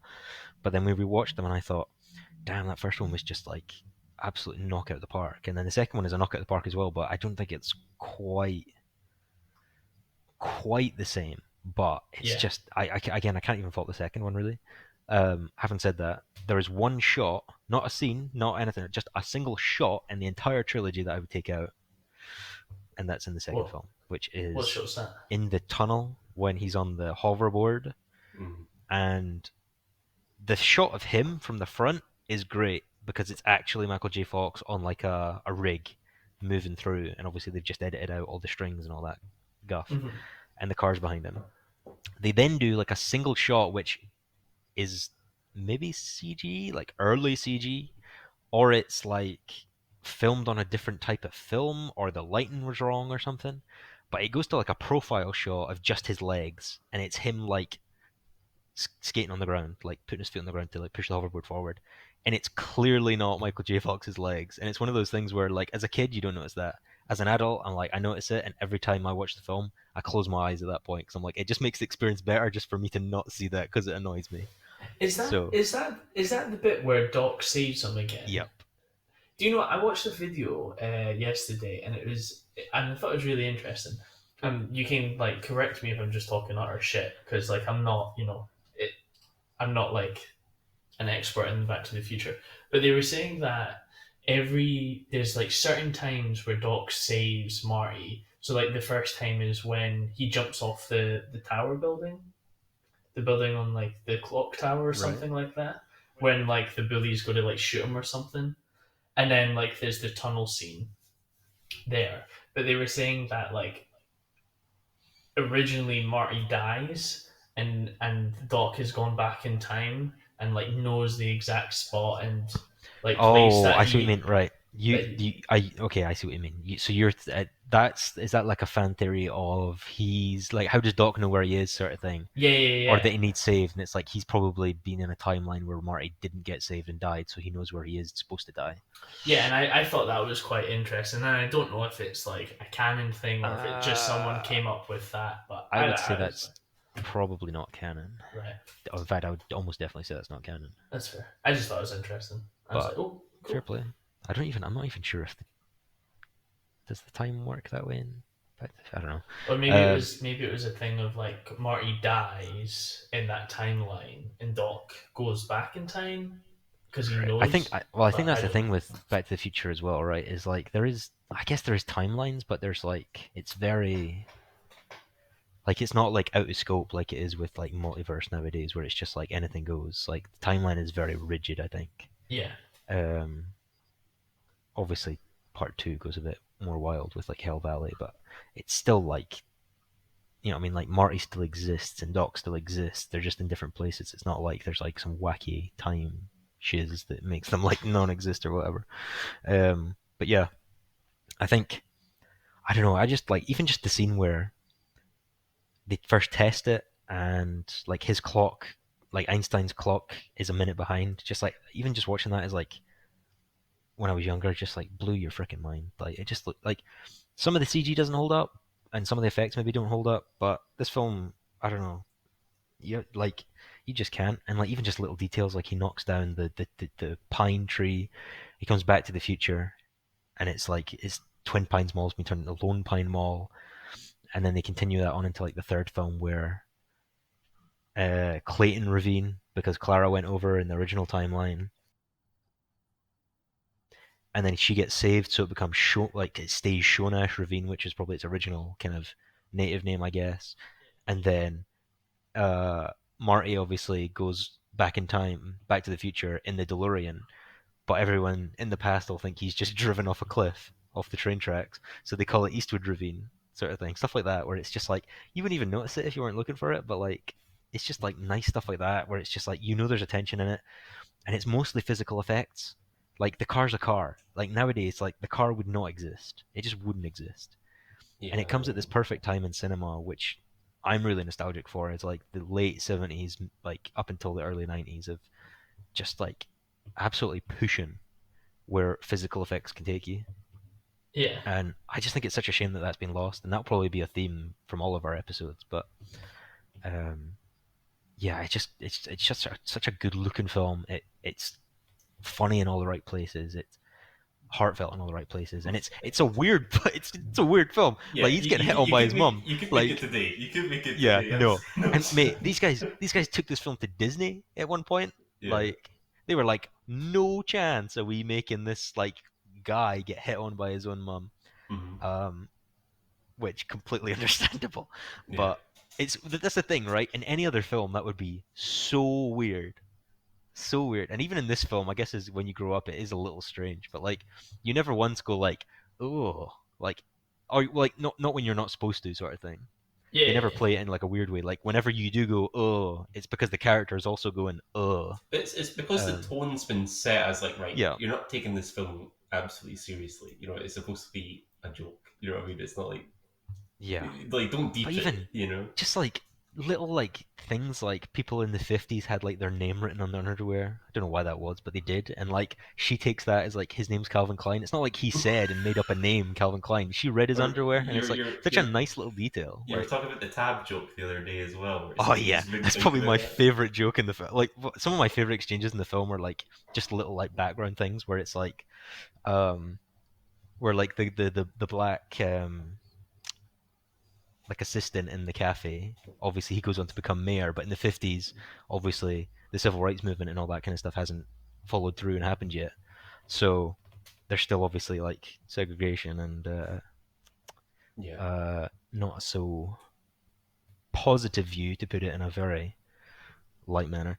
Um, and so like he's like sweeping the floor and he's like, one day I'm gonna clean up this town and whatever. And he's like, good, you can start by sweeping the floor. And it's just like just little things like that that aren't Yeah. even like the focus. And like the like when he walks into the bar and obviously in the UK, I didn't get this joke as a kid because like we didn't have Tab in the UK. That's a US drink. I think it's like a pink can it came in. I think it was like a Pepsi product, but I don't know what it was. But anyway, he goes in and he asks for a tab. And obviously to a guy in the 50s, a tab is like a receipt or Right. like your tab at the bar, like it's what you've ordered. It's like an order, Um, yeah. yeah, and he's like, well, I can't give you a tab unless you order something. And he's like, well, give me a Pepsi free. Pepsi free in the 80s is like Pepsi Zero sort of thing. Hmm. And then he's like, you want a Pepsi, kid? You got to pay for it, sort of thing. Yeah. And then he's like, well, just give me someone without sugar, and he gives him black coffee. And he's just like, it's just a great exchange, and it's like, I don't know, like I just feel like that kind of right in a like off the cuff, very like casual conversational, um, like fish out of water. Like whenever you see a fish out of water story, because that's kind of what this is as well, where he's in the wrong time, he's lost in the wrong time, and they emphasize obviously big things as well, but they're emphasizing little things as well, where there's just little things that even though he's living in the same place, he's living in the same country, he's living in the same town, that he just the whole lingo changed, and he's like he talks about John F. Kennedy and like who the hell is that? And it's like John F. Kennedy Drive. They're not even talking about the guy. Or the Um, Ronald Reagan's like, he's an actor. oh yeah, it's a good joke. That's why it's Yeah, a good yeah, joke. yeah, And obviously at the time Ronald Reagan is president in yeah. '85, so like it's an even better joke back then. No, it's But good. It's a very yeah, it's cleverly written so film. clever. It is. You're right. Knock it on the head with that. Clever. It's just so clever. Mhm. And if you hate this film, I don't trust you. Like It's hard to hate though. It's hard to hate. that's It's what I a mean. fun film. You know what I You're just mean? not a nice person if you don't like this film. Like who the I hell do you love think if you it's not are? your Like type of comedy or whatever, but it's like, come on, like that's an easy film to just put on if and it's just not your have type a of good time. comedy, you're not a humorous person. Like it's just like if you don't like this film, that says more about you than it does about the film. Put it that way. That's fair. That's fair. Yeah, this film is flawless. We're totally not judgmental at all. Absolutely. No, we're ignorant and proud, and we will judge you for your Everything. knowledge. Yeah. Um, anyway, number one. Didn't expect it to be number one. It's definitely my favorite Do you know? Pixar film. I genuinely thought Back to the Future was your number one. Like when you said this is Yeah. number two, I was But you know, like, what? but you know, when I was putting up my top five, I had it at number one as default, Yeah. and it just didn't feel right. I don't know why. That's bad. Just surprised myself. But Yep. I think you gave me a little hint of what your first is going to be, and I think So, I watched it this today, so I've got well, very mate, well. this is just one of these films where like not only does it like is it enjoyable to watch every time, but it absolutely hits me right in the stomach, right in the heart every time I watch it, and it's just I don't know what like thing is. As a kid, it's a Pixar film. As a kid, didn't even didn't even like it. I liked it, but it didn't do much for me as a kid. But growing up, it is far and away just like an unbelievable film. Um, Ratatouille, number one. Yep. Mate, Um, fair enough. like again, like it just I don't know. It just absolutely like I don't know what to say. Like it's just amazing, and I can come home and I can watch it any and every day of the week, and it'll land every time. The jokes will land every time. The characters are amazing. Like just the whole vibe is just amazing. Like I mean, it's Paris obviously, but like I don't even think they play it into Paris as much as a like a modern especially modern animated film would. So, like for example, the trailer for Elio just dropped, the new Pixar film, Yes. and most of the focus is on. Well, I don't know. It's just it looks a bit ass, but um, like it just you know what I mean. Like you watch, you know, old Pixar special, but even within old Pixar, Ratatouille for me is special, Yeah. and I don't know. Like again, like I say, like I didn't even like it that much as a kid. Like I watched it, but I didn't like love it. Or I did love it, but not in the way I do now. It was always Toy Story 2 growing up, and that could easily made this list as well. But Ratatouille is just Brad Bird hitting on all cylinders. There's like creativity out the wazoo, and just like it's a really intelligent film. It just takes itself serious enough where if you're watching it for like a mature as like a mature audience, you can get so much out of it. And if you're watching it in terms of like showing your kids, it's a fun rat film about a rat cooking, like I rat the a rat goods. that cooks. Yeah, like that's the hook. But then like within it, it's like such a great story. And I think probably one of my favorite sentiments and lines from a film is Anton Ego's monologue at the end Mm, with yeah. when he's like, I finally understand what gusto meant, and he says, not anyone can cook, but a good cook can come from anywhere.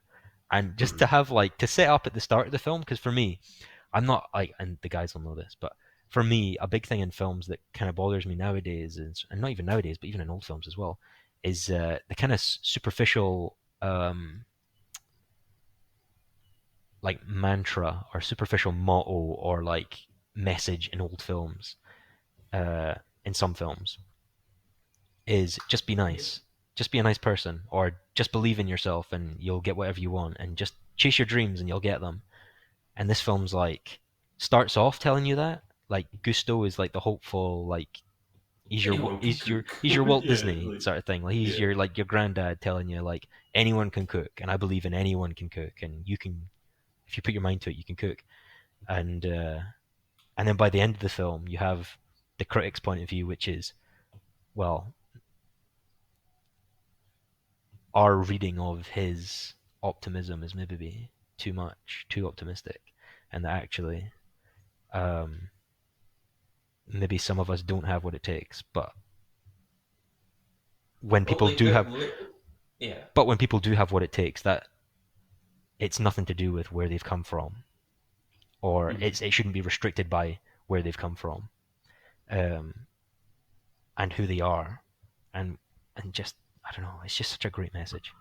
And I just can't believe it's in a kids' film. like Well, that's the thing. That's the thing with like peak Pixar and Disney. Like when they're good, they just hit yeah, all and ages. Like all ages can well, enjoy. this is the thing, right? Because like in effect, like Star Wars, George proclaims is a kids' film, Yeah. but obviously you've got an audience of like everyone from like 2 to 70 who enjoy it, or Like upwards. we went to the most recent Star Wars celebration. There was maybe Everyone, like 10% on kids. yeah. You know, like the Mate, I But wouldn't vast even say majority. that much. Well, yeah, you're lucky if it was but 10%. I Yeah. mean that's what I meant kind of earlier by George's thing as well, where it's like, well, George might be making this for kids, but it's applicable to everyone. Yeah. Yeah. And this is the thing; it's not about like um, any I, superficial. Yeah. modern or non-modern take that you can put on it. It's a story at the end of the day, and it doesn't matter who you are, where you're from. You like stories. Everyone like Hmm. of some sort. Like whether it's not about even films, like if it's about photography or music, there's still stories in there, or feelings and emotions and stuff. And it's like I think nowadays, especially, I think a bit sense of frustration from me and probably you guys as well, is that some films seem like they're only for some people. Yeah. And Yeah. I think Pixar, I think that's okay. Like, because obviously Tarantino films aren't for kids, so you're allowed Hmm. to pick your demographic. But um, I I know think exactly what you mean. in terms of Because Disney I films, found recently. especially. Sorry, I'll let you Sorry, finish. Like, I'll make it quick, and then you can that's talk. fine. But in terms of Disney and Pixar films, especially, and kids films in general nowadays, is a lot of the time it feels like. So, for example, Turning Red for me, huge Pixar fan. I've seen every Pixar film. I love Pixar, even some of the duds or like what people consider duds. Um, I can find good things in them, but Turning Red for me, it wasn't that I particularly had an issue with. Oh, I don't like this about the film. I don't like that about the film. It just this film clearly wasn't for me. And my issue with that is that Pixar was never for anyone. Pixar was for everyone. And this might sound a bit whiny or whatever, or like, oh, I'm not getting my own way, but like Pixar shouldn't be for anyone. It should be like my gran can watch Pixar, my dad can watch Pixar, I can watch Pixar, your kids can watch Pixar, and they can all find something that they enjoy. And I didn't feel that in the last few Pixar films and Disney films, and I think that's where they're failing is now is Yeah. films are for certain people, and films like that should not be for certain people. Um, Hmm. because Turning Red is clearly for young teenage girls, which is fine, but I don't I don't know. I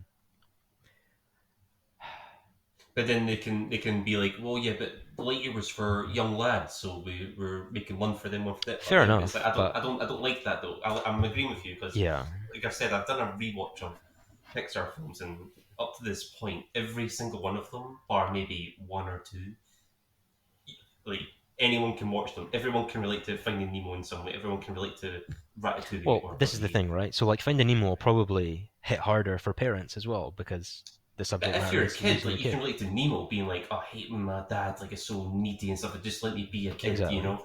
But then as a parent, you totally vibe with Marlin because like I hated Marlin as a kid. But like now, I'm like, bro, I'm like the most protective like big brother. So I'm like, yeah, Yeah. I totally get it. You know, it's like absolutely. And So this isn't even yeah. me trying to hate on Turning Red because obviously this is more of a celebration of what we like about films. But Oh yeah, it's yeah. just like that, like Coco. I got that vibe from Coco. Coco's about family. Everyone like Mm-hmm. the whole thing centers around family, And nondescript family. music and Obviously, it's set in yeah, Mexico, and obviously, um, the culture there is different and the heritage there is different. But the idea of having heritage, remembering people you've lost, that's universal, even though the setting is not universal. The problem with Turning Red is that even though you could apply that and say, well, just as Miguel was Mexican and you can't relate to Mexican culture, I can't even remember her name in Turning Red, but she's Asian, and it's like, well, you can find something to relate in that, but I found it hard, and I think they failed in that, in that they restricted their audience to.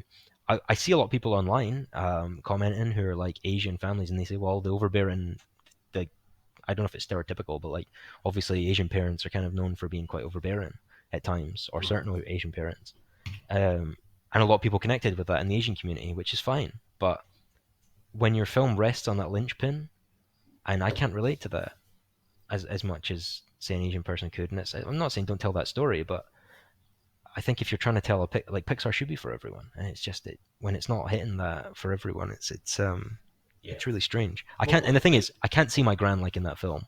I can't see my mum liking that film. My dad won't like that film. I don't like the film. So, yeah, and even young kids, like, obviously they're gonna like the big red panda, but failing that, it's like there's some mature content, but I don't think it's mature in the sense of emotionally mature. I think it's just mature content in terms of obviously it's an allegory for like periods and puberty. And the problem yeah. is that when you have kids who are not taught about puberty, purposefully not taught about puberty until they're old enough, why would you make a film for kids about puberty when they actually don't know what it is? And I could imagine some parents being kind of frustrated with the idea that their kid is going to be asking questions about the film to do with puberty that maybe they're not ready to tell them about, and now these kids are have these thoughts, have these questions that maybe they're not Yeah. ready I never for. thought about that actually. That's Yeah, I mean, that might not be the case for a lot of people, but obviously it might be the case for some people, and it's obviously I definitely remember hearing that when it first came out. yeah, But like to round it back to Ratatouille though, it's like you mentioned how it's like Return Red was a like film for the Asian culture and stuff. Well, Ratatouille is like it's set in France, but like France like has it's literally very broad. nothing to do Yeah. with like the actual Well, yeah, story except France is setting. the setting, but it's not, and they use France to its benefit, and Mm. like even to like make fun of it. There's But French characters yeah, like oh Connect yeah, and stuff like all of them are French. You know, but it's just not the point of the well, thing. like the You thing, know, right? So like Coco is set in Mexico, and it takes full advantage of being set in Mexico. yeah. In terms of music, anyway, maybe not in terms of As well like as it should though, visiting. because it's got a unique look to Yeah, it and stuff as well. You know, but like it's to not the like Coco doesn't. afterlife and that. Coco probably doesn't take advantage of like all of Mexico in terms of like going to Mexico City or something like that. Yeah, Um, or like touching on the culture as a whole, but it touches on the very family centered culture that they have. And then it obviously being an American studio, they kind of Americanize it or westernize a kind of um, even though Mexico's in the West, but like westernize that kind of culture to kind of make it applicable to everyone, regardless of your family background or whatever. Like you say, Ratatouille, the setting probably doesn't like you could probably set Ratatouille anywhere. The only reason it's set in Paris is because Paris is where all the fine dining and that kind of thing is. yeah. And Um, Ratatouille, the dish is actually founded in France as well, apparently. So I did right. some research on that. So Um, yeah, yeah. And I think there's a big rat issue there as well. So it's like well, I think mate, it they could all have said works it in out. London or anything, but Oh yeah, yeah, being yeah. there last week definitely. But No, that's yeah, a great choice though. I think honestly, I yeah, watched it this morning and it holds up so it's well, and it's I think great. it means more as an adult than it did Yeah, as a and child. I think when you look at Brad Bird as a director as well, and you look at The Incredibles and The Simpsons and all that, uh, he's just so great. And even his like duds, I quite like. Even Tomorrowland, like I have a soft spot for that film, even though I know it's not great. Um, and what's the other Brad Bird film that came? Oh, Mm. Incredibles 2. I think Incredibles 2 is probably his big dud for me, where that isn't great. But I know there's behind the scenes issues with that. But Ratatouille is just, I think it's the best Pixar's ever Yeah, been. It's the most mature Pixar's ever been in terms of maybe not specific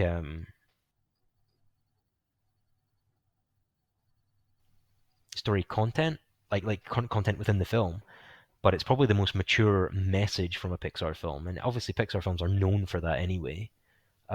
Rather than just giving you the kind of happy ending, they give you a kind of secondary happy ending make the where you restaurant maybe get don't. shut down. Like it's not Well, that's happy what I ending. mean. You know what I Yeah, mean? but like even like other films do that as well. Like Lightning McQueen doesn't win the Piston Cup; Yeah, he gives it up, and yeah. like what you call it? Uh, well, if you pick well, like Finding Nemo, I guess that one does. I don't know. I mean, Pixar's kind of known for like doing that a bit though, right? Where Mhm. I'm struggling for examples now. Like Up, like Carl and Ellie don't get to Paradise Falls. They never get Yeah, there. But then by yeah. the end of the film, Mhm. like they've been there, done, like they have the whole story, and then he goes back. They don't get their dream, sort of thing. And obviously, like Remy doesn't get his dream of being working in Gusteau's, or like, But you know he has his own well, restaurant, yeah, so it's like that's probably even and better. yeah, You exactly. know, That's the whole, so yeah, the whole, yeah. And it's just fantastic. And like Anton Ego is, I think his Anton Ego is a pretty underrated character because he's a you great focus on character. Remy and Yeah. you focus on Emile and you focus on Linguini and Colette, and Anton Ego gets like only a few scenes, and he's just fantastic. And obviously, it's a meme with like him eating the ratatouille and going back in time, but like it's just It's such a good scene though. is. It But is even really I good. love the scene. Like again, I don't want to be like too emotional about it, but like the last scene just gets me as well when he's in the new restaurant and he just says surprise me, and it's like it's just Yeah, a yeah. great, it's so well done. His voice acting's great. Linguini, I think Yeah. voice acting is just his is really fantastic.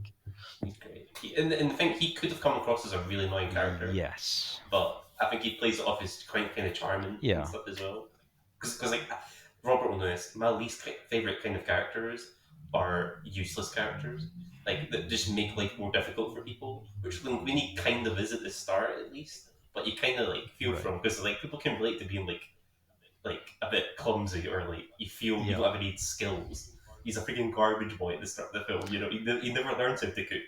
You know, Yeah. that never gets funny. That never gets I do done. like as well You they're kind of they're a little bit like self-aware as well with some of the scenes where What's the bad guy's name again? Oh, Skinner. Skinner. Yeah, he's when he's like, this guy comes out from nowhere and he just happens to be Gusto's son, like a month before the contract ends. What's the chances of Yeah. that? And it's like, Yeah. well, yeah, but like, fair enough. Like, who cares? Yeah.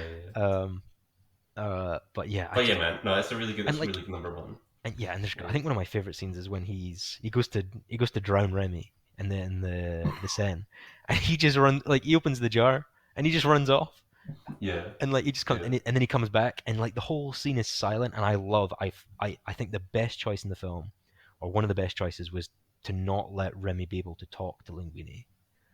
Um, Yes. 100%. I Yeah, think that I would would have agree with completely. that. because Yeah. you could easily make the film with them being able to talk to each other and the rats just talk, but they never converse, and it's a purely like mechanical conversation they're having, and Mhm. it's fantastic because he's just like squeaking away. I that's my only complaint is I wish there was more scenes where you got like the human's point of view, just the rats squeaking like fuck. But um, If yeah, that's your only complaint, it's great. It's that's great. maybe Yeah. my only other complaint is the very beginning where it's like, oh, this is me. Look how I got here. Like, Yeah, just I start the find it a film. little bit slow. I said in my little summary this morning that I I think the actually, first 15 minutes are a little bit slow, but as soon as right, it hits Paris, it yeah. freaking rides. Like I you're honestly, in I don't think the film. start's slow for me. I get why you say that, and I think I agree. Yeah. But I also don't. I think honestly, as long as you get rid of that little bit where he's like, "I get here." Well, let me tell you, like, honestly, get rid of that, and I think Yeah, it's yeah, like yeah. 10 out of 10 film. Well, it's 10 out of 10 film anyway, but like an 11 out of 10 film.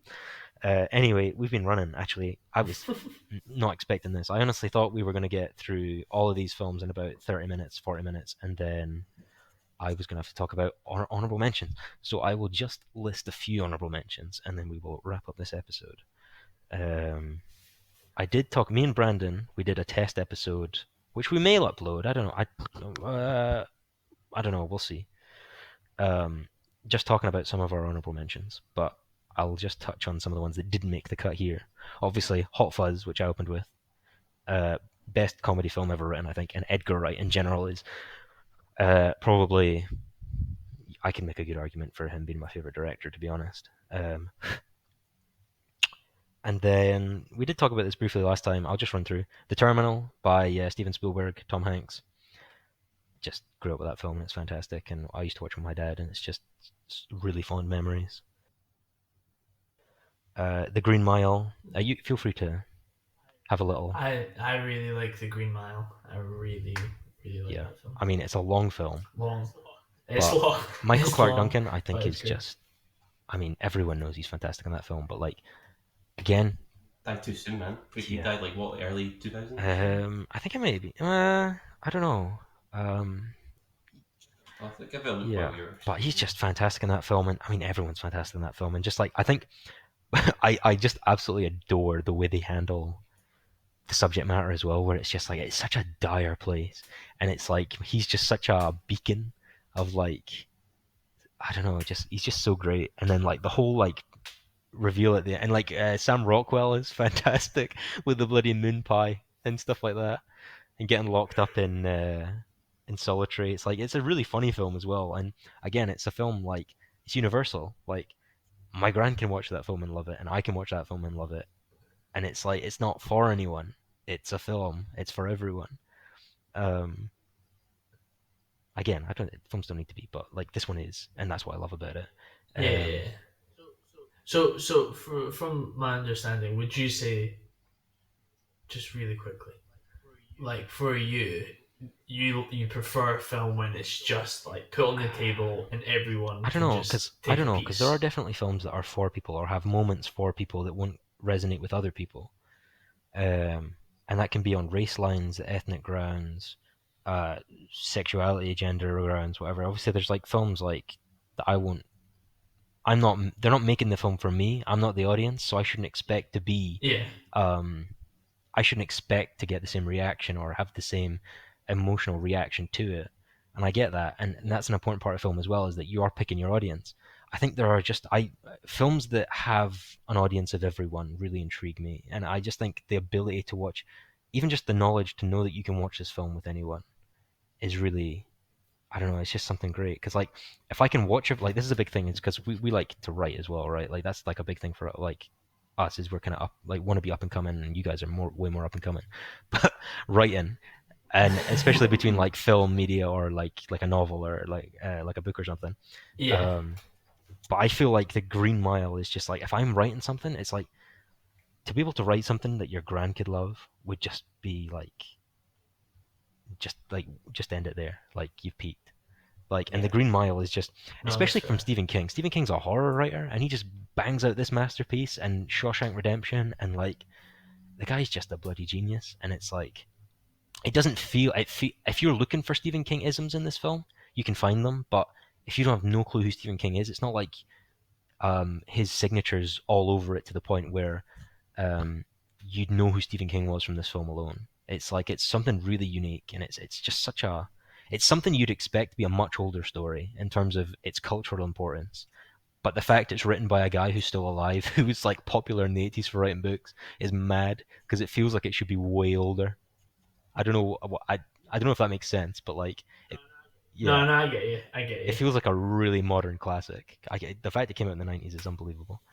Um, Hacksaw Ridge, just again, Oh, yeah, it's well, gorgeous. yeah, it's a beautiful film, but also like in terms of like content and the actual visuals, um, but also just the beginning. Like I'm not the big one for rom coms, and if that's like the audience for rom coms is typically women, um, and again I don't typically watch rom coms because I'm not the audience. But the start of this film, if you just cut off the first half of this film, mate, I'd love it, and it's just a rom com basically.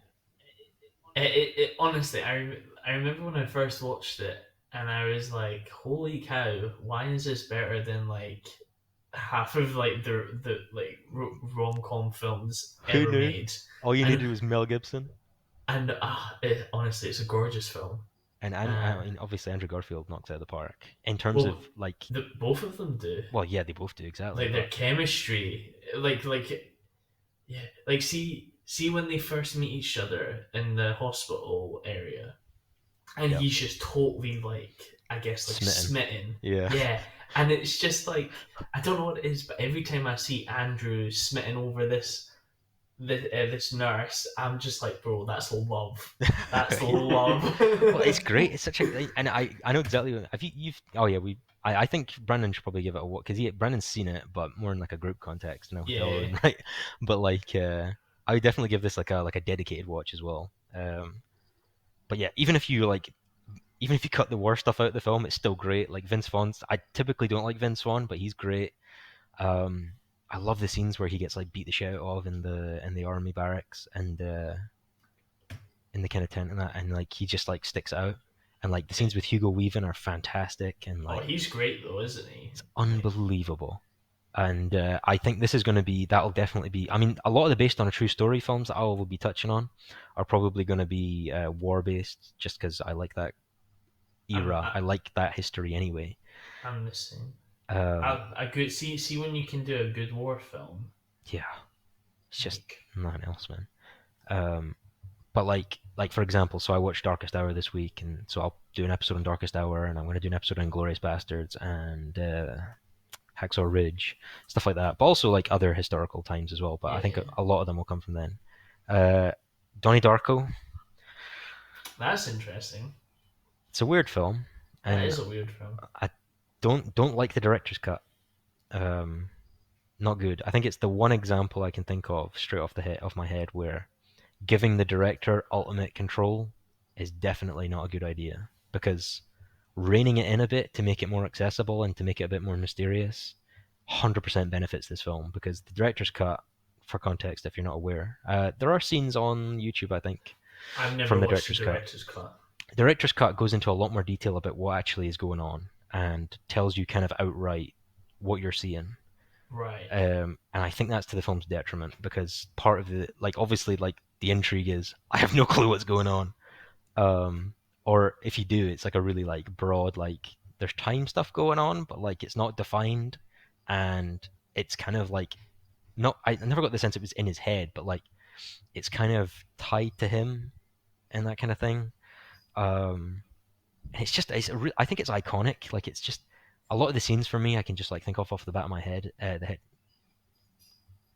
of my head. I can just think off the top of my head, and yeah, I don't know. I just and it's got young fat Seth Rogen as well, and it's great. It's got him making fun of a fat Chinese teenage girl, which is obviously not PC nowadays, but is hilarious. um, and okay, so the next film is probably the only reason it's not in my top five is because I only saw it last week, and I saw it last week for the first time, and I liked it so much that I watched it 2 days later, and I don't think I've ever done that ever. Wait, Usually when is it usually when I about watch time? a film, yeah, it is. Usually when I watch a film, Yeah. even if I love it, I give it a bit. But this one, I watched it and then I don't know, I just really connected. So like, if you didn't hear Robert there, About Time. Um, Mm. recommendation actually came from Robert and one of our other friends, Stuart. Um, and I'd always thought this film was a rom com, so I didn't watch it because I was like, I don't like rom coms, even if it's time travel. And I stuck it on, and the narration started, and I was like, oh dear, I don't like this. This is not my film. And then I kept watching, and it just like absolutely, I don't know. It's just, I think it's already one of my favorite. It's definitely already one of my favorite films ever. And then at the end, it's probably like an example of a film that just the end has nothing to do with what they're setting up in the first couple of acts. In terms of like they're setting up his relationship with what's her name? I've forgotten her name. Rachel Rachel McAdams' McAdams' character. character. Yeah, Yeah. I'm not good with names. If you haven't No, no, realized. mate. I saw.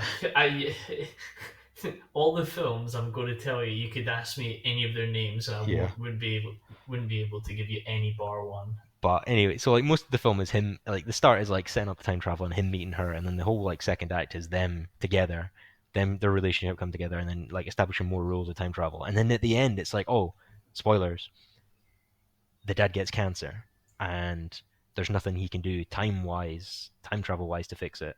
And then it becomes a thing of I love the idea that if you go back further than when your kid was born, you can change up shit, and then when you That go into such a good scene. when you go into the present, it's not the same kid anymore, or it probably won't be the same kid anymore, because like the I guess the like perturbations of like sperm meeting the egg are so like chance, so like sensitive to chance that no matter what you change in the past, it's probably going to be a different sperm that reaches the egg or whatever. Um, so he loses his kid, and I thought it was one of those films where I was watching it and I was just like, I feel like they're going to give him, they're just going to make him hit a brick wall, and I really don't want him to hit that brick wall. And one of the scenes I was worried about was when he walks into his home and his little girl has turned into a little boy, and I was like, no, no, I don't like this film anymore. Undo it right now. I know what you're going for. Don't do it. And then they undid it, and I was like, excellent. It was just one of those films where I was like, I wasn't even like I was, it's not, I wouldn't even say it was accurate. Like, it sounds kind of cringy to be like, I was rooting for the guy, but like, I just didn't want to see him not have a happy ending. Yeah. And like, they kept bringing up things to not give him a happy ending, and I was like, just stop, like, just stop the movie here, and it's great. And then they kept doing stuff, and I was like, no, stop ruining this guy's life, like, and then I thought it was going to be a thing of like, I think this is a me thing, but I thought there was going to be a scene like he picks the music at the wedding, Yeah. and she's a bit apprehensive to choose that music. She's like, I don't. She's like that awful Italian song or whatever. She had said something like that, and he's like, "Oh, it means so much to me," sort of thing. And then they use it, and I thought they were going to do that thing that's probably typical in a rom com where you have the split between the two, where you have the sense of friction, the portion of friction in the film between the two love interests, where she's like, "Well, I didn't want that music at my wedding anyway," and I thought they were going to do this whole thing where he goes back and then changes it. So he's like, "Oh," he tries to make her happy, and then he realizes they're not happy anyway. I thought they were going to do a whole thing like that where it's like, "Oh, uh, they reach this friction or whatever, no matter what happens," and all that kind of. They were going to send like a message about like, "Oh, marriage" or whatever. Um, and they didn't, and they just made it about his dad, and then they have this beautiful scene where they all both go back in time together and they relive his childhood and him raising him as a son together, and it's just fantastic. And I honestly, couldn't think of anything bad about. I mean, I could probably think of nitpicks, but like in terms of like the actual story, it's just absolutely flawless. Um, anyway, there'll be definitely an episode on that, probably with Stuart, because I want to talk about this film much more than I have. Um, okay, next one, rapid fire. We'll do rapid fire now because it's getting on for 2 hours. Um, Guardians of the Galaxy, number one, bloody perfect Nice. film. That's fair. My favorite superhero film ever made, by bar none. Probably well, maybe Sam Raimi's Spider-Man films, but they're further down the list. Again, I treat those as a collective because I grew up with them, so I always watch them as a three. So all three of them are Guardians of the Galaxy and the Sam Raimi Spider-Man films, both absolutely flawless. Who Framed Roger Rabbit, flawless film. Nightcrawler, just horrible and fantastic. Chef, really fucking good film. Kind of in the same vein of like Ratatouille, not just because it's like food, but also just like in terms of like the character motivation and like his dream and like failing and then bouncing back and not really gelling with the recent culture and then finding his kind of roots elsewhere, even though he was accomplished before. Great film. John Favreau, yeah. John Favreau, yeah. I mean, it's weird to say a John Favreau film's underrated because obviously he's John Favreau, but like I still feel like it's underrated. Yeah. Doctor Sleep, enjoyed it more than The Shining. Can't lie. You know Like, what? I have not seen it yet. It's on the list, Had but I've never watched got around to it. watched it with my dad a few years ago. Had zero expectations because I've seen The Shining and I get why The Shining is so highly regarded. And I wouldn't even say I dislike The Shining. I just didn't really connect with it. Do you know? I'm the same. I like. Really enjoyed it. I'd say enjoyed it, but like I didn't connect with it on like a level that I know other people have.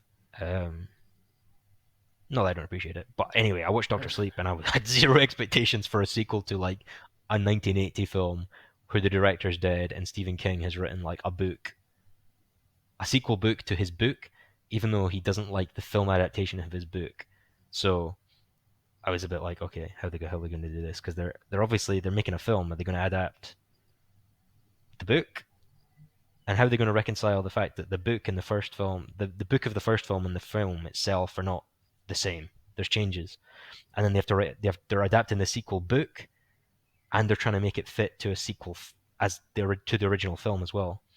And they just knock it out of the park. I think it's great, and it's one. I think it's one of those modern films that is kind of like was kind of supposed to be a blockbuster, but never really got the traction to be a blockbuster.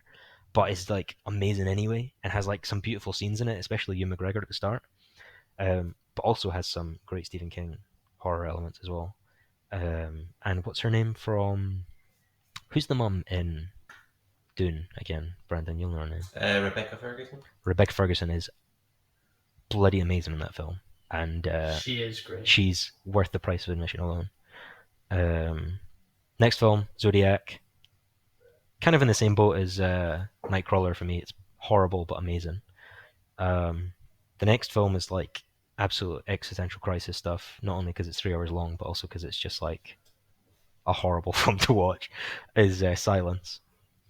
And I know there's a bit of debate in religious communities about this film, especially about the book as well. And even because the book, the film ends in a way that kind of, I wouldn't say, maybe it does, but like kind of counteracts the message of the book. So like the book and the film are mostly the same, I think, and then the ending is quite different, at least in terms of message, maybe rather than absolute like content. But yeah, either way, I think I liked it up. I think the message at the end maybe is for another video, obviously, but the film overall is just it's one of those films. It's like wow, it's Scorsese like making like a slow film that's meant to be slow because I sometimes don't think Scorsese films are always justified in their length, but and this is probably the wrong one to argue for being this long because in terms of things that actually happen is probably one of the more sparse ones, but I think that's to its benefit rather than its detriment. Again, another kind of religious-y film is Road to Perdition. It's Sam Mendes. I think he did that one. Kind of in that period where Spielberg and Tom Hanks were doing a lot of films together, and this kind of has a Spielberg Tom Hanks feel about it. But it's a great film, a great gangster film as well.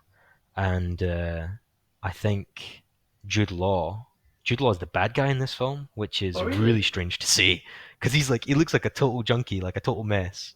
and it's so weird to see because he's typically like, well, he's Dumbledore, mate. No, he's wearing his he's He's a wearing handsome his little he's a fella. handsome guy, and Yeah. he's wearing his nice smart clothes and his vest and all that, and yeah, he's typically he's typically a kind of stand up guy, and in this film he's absolute scum of the earth. Um, and then I'm assuming this might be on someone's list in the group. If it's not, we'll probably talk about it. Is the Planet of the Apes trilogy, the new trilogy? I've put them as a collective because again, like they just tell such a great story over the three films as well Yeah. as individually. Oh, absolutely. Again, we did a watch party with our friends with this as well recently, so it's kind of on my mind. But I remember I watched War of the Planet of the Apes for the first time the day the Batman came out, with no prior knowledge that it was the same director. So watched like two, um, what's his name again? I'm awful with names. Sugar. Give me a minute. Matt Reeves? No, Matt. No, yeah, you're right. Yeah, Matt Reeves. Yeah, yeah, Is I it Matt think you're Reeves? right. Yeah, Yeah, I think so. right. Matt Reeves. Two Matt Reeves films back to back without knowledge that they're both Matt Reeves films, and loved both of them. So like, just I mean, War of the Planet of the Apes is just fantastic. Woody Harrelson's fantastic. I think my favorite of the trilogy is probably, I don't know. I have a soft spot for James Franco, so maybe the first one. But I think the second one was always my least favorite. But on a rewatch, really liked it. So They're all it's great. hard. It's all great. Yeah, it's hard to rank like 10 out of 10s. Like exactly. well, Sam Raimi Spider Man, and then a more recent one again. But it's actually a recent film rather than just something I watched recently. Is The Menu, Mm. um, which Is was that never. Yeah, it's one uh, we went to see at the cinema as a group. oh yeah, yeah, yeah, Ray yeah, Fiennes. yeah. Is never, probably never was going to get on my top five, but would definitely be in like a top 20. And it just like not like I just love the film as well, but I also think it was just because we had such a great experience going to the cinema to see as a group when we did see it, because we had, was there 5 or 6 of us, and just like It was four of us. Four of us. It four, was us. four of Us, us. Freed, All and right, Stuart. all right, was it? Yeah. And we just went. I don't think anyone else in the group would have liked it, to be honest. All right. Well, we went in and we like had zero expectations. Just went to see this weird film that had like, I don't even know if I'd seen the marketing properly for it. Just like kind of around, and like we have like the cinema pass for the Odeon, so we just go see like most of the films that come out. But this was like the one where it was like it's not a blockbuster. It's got Ray Fiennes in it. I'm like, I'm looking forward to it. It's about food. Like I'm I'm gonna eat before I go in, but that's about it. But like I've no expectations. I fully expected to be like a cooking, something to do with like on the lines of like Ratatouille, like something to do with just like the stress of being a chef or some crap, like a bit like the film Chef. Um, and then got totally like sidelined when it's like this guy just pulls out a gun and fucking kills himself, and it was just like, and then it just goes balls to the wall, and it's great, and it's just, I don't know, it's probably one of my favorite, definitely one of my favorite films from the last year, never mind like decade, but just in terms of like, it's just weird, and it's not weird for the sake of being weird, but it's, well, it kind of is, but in a good way. Because like Tim Burton can be really hit or miss for me, where, or like Shyamalan, where it's like it almost seems like he's just tripping and he's just written down whatever the fuck and he's not really actually thought about anything. Um, could be controversial. I don't mean to be that harsh on them. I actually do quite like both of them, but like Knock at the Cabin Door, it's just a nothing film. Nothing happened, mate. Just a nothing Dave film. Bautista was good in it. That was it. Batista was to have Batista be the highlight in your film, and on like on acting prowess as well is just unbelievable. But yeah. Anyway, big props to Dave Batista for that. That was great.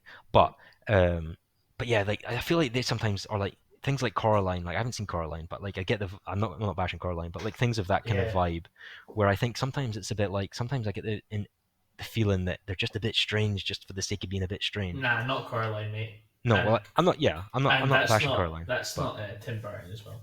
I knew that, but I was Okay, just wanted to illustrating my clarify. point. Yeah, it's okay.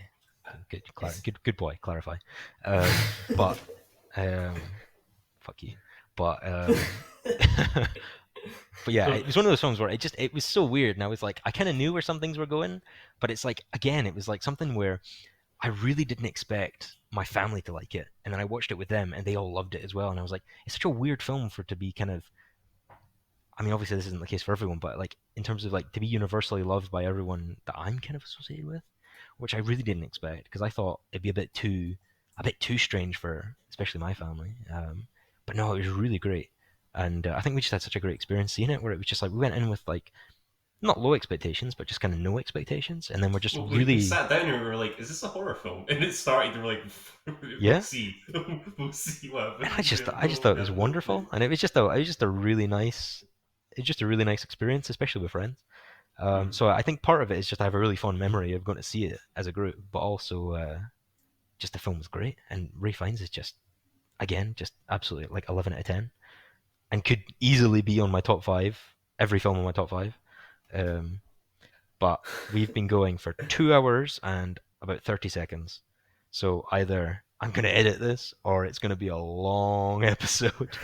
That's Um, fine. No, it's not. It's not like our weekly one, so no, I it's think I fine. expect the weekly ones to be. I think we'll probably do a video. We'll be doing a video this week to do with the weekly. That'll be more of the weekly format, but also um, they will be much shorter. I would think. Um, this one's kind of an outlier just to get our back catalogue up a bit and just give you a vibe of what who we are, what we're doing. And if no one watches, we'll watch ourselves back in 50 years and be like, wow, cringe. Um, Exactly. Exactly. anyway, Yeah. so Well, that that's is, great. I guess, part one of three of episode one of our. This is our grand premiere. And if you managed to hold it out for 2 hours, congratulations. Well done. Thank you very much. And this was my kind of episode, obviously, because it was my top five, so I kind of took the lead here. You might be able to tell my voice is getting a bit hoarse because I've been talking for 2 hours straight. So I'm hoping that you guys do a lot more talking in the next two episodes That's because fine. I can't keep that up. Uh, but yeah, so thanks for watching. Thanks for being here. Uh, and Cue the outro. we don't have one, but cue the outro. If this is an outro, I worked really hard this week. So like, comment, and no, don't like and comment and subscribe. We're not doing that here. Yeah, fuck that. That's great. Yeah, that is cringe. If you're a YouTube content creator and you like, subscribe, and smash that like button, you are cringe, and I'm sorry. But, just, just watch us be hated by yeah, everybody. advertising's cringe, bro. Why would you advertise something you worked hard on? It's so cringe. Quick, get the ads on. Yeah. Oh mate, where's Raid Shadow Legends? Yeah. Anyway. Yep. Oh well. Yeah. Okay. Outro. Right. That's us. 2 hours 3 minutes. Let's clock it.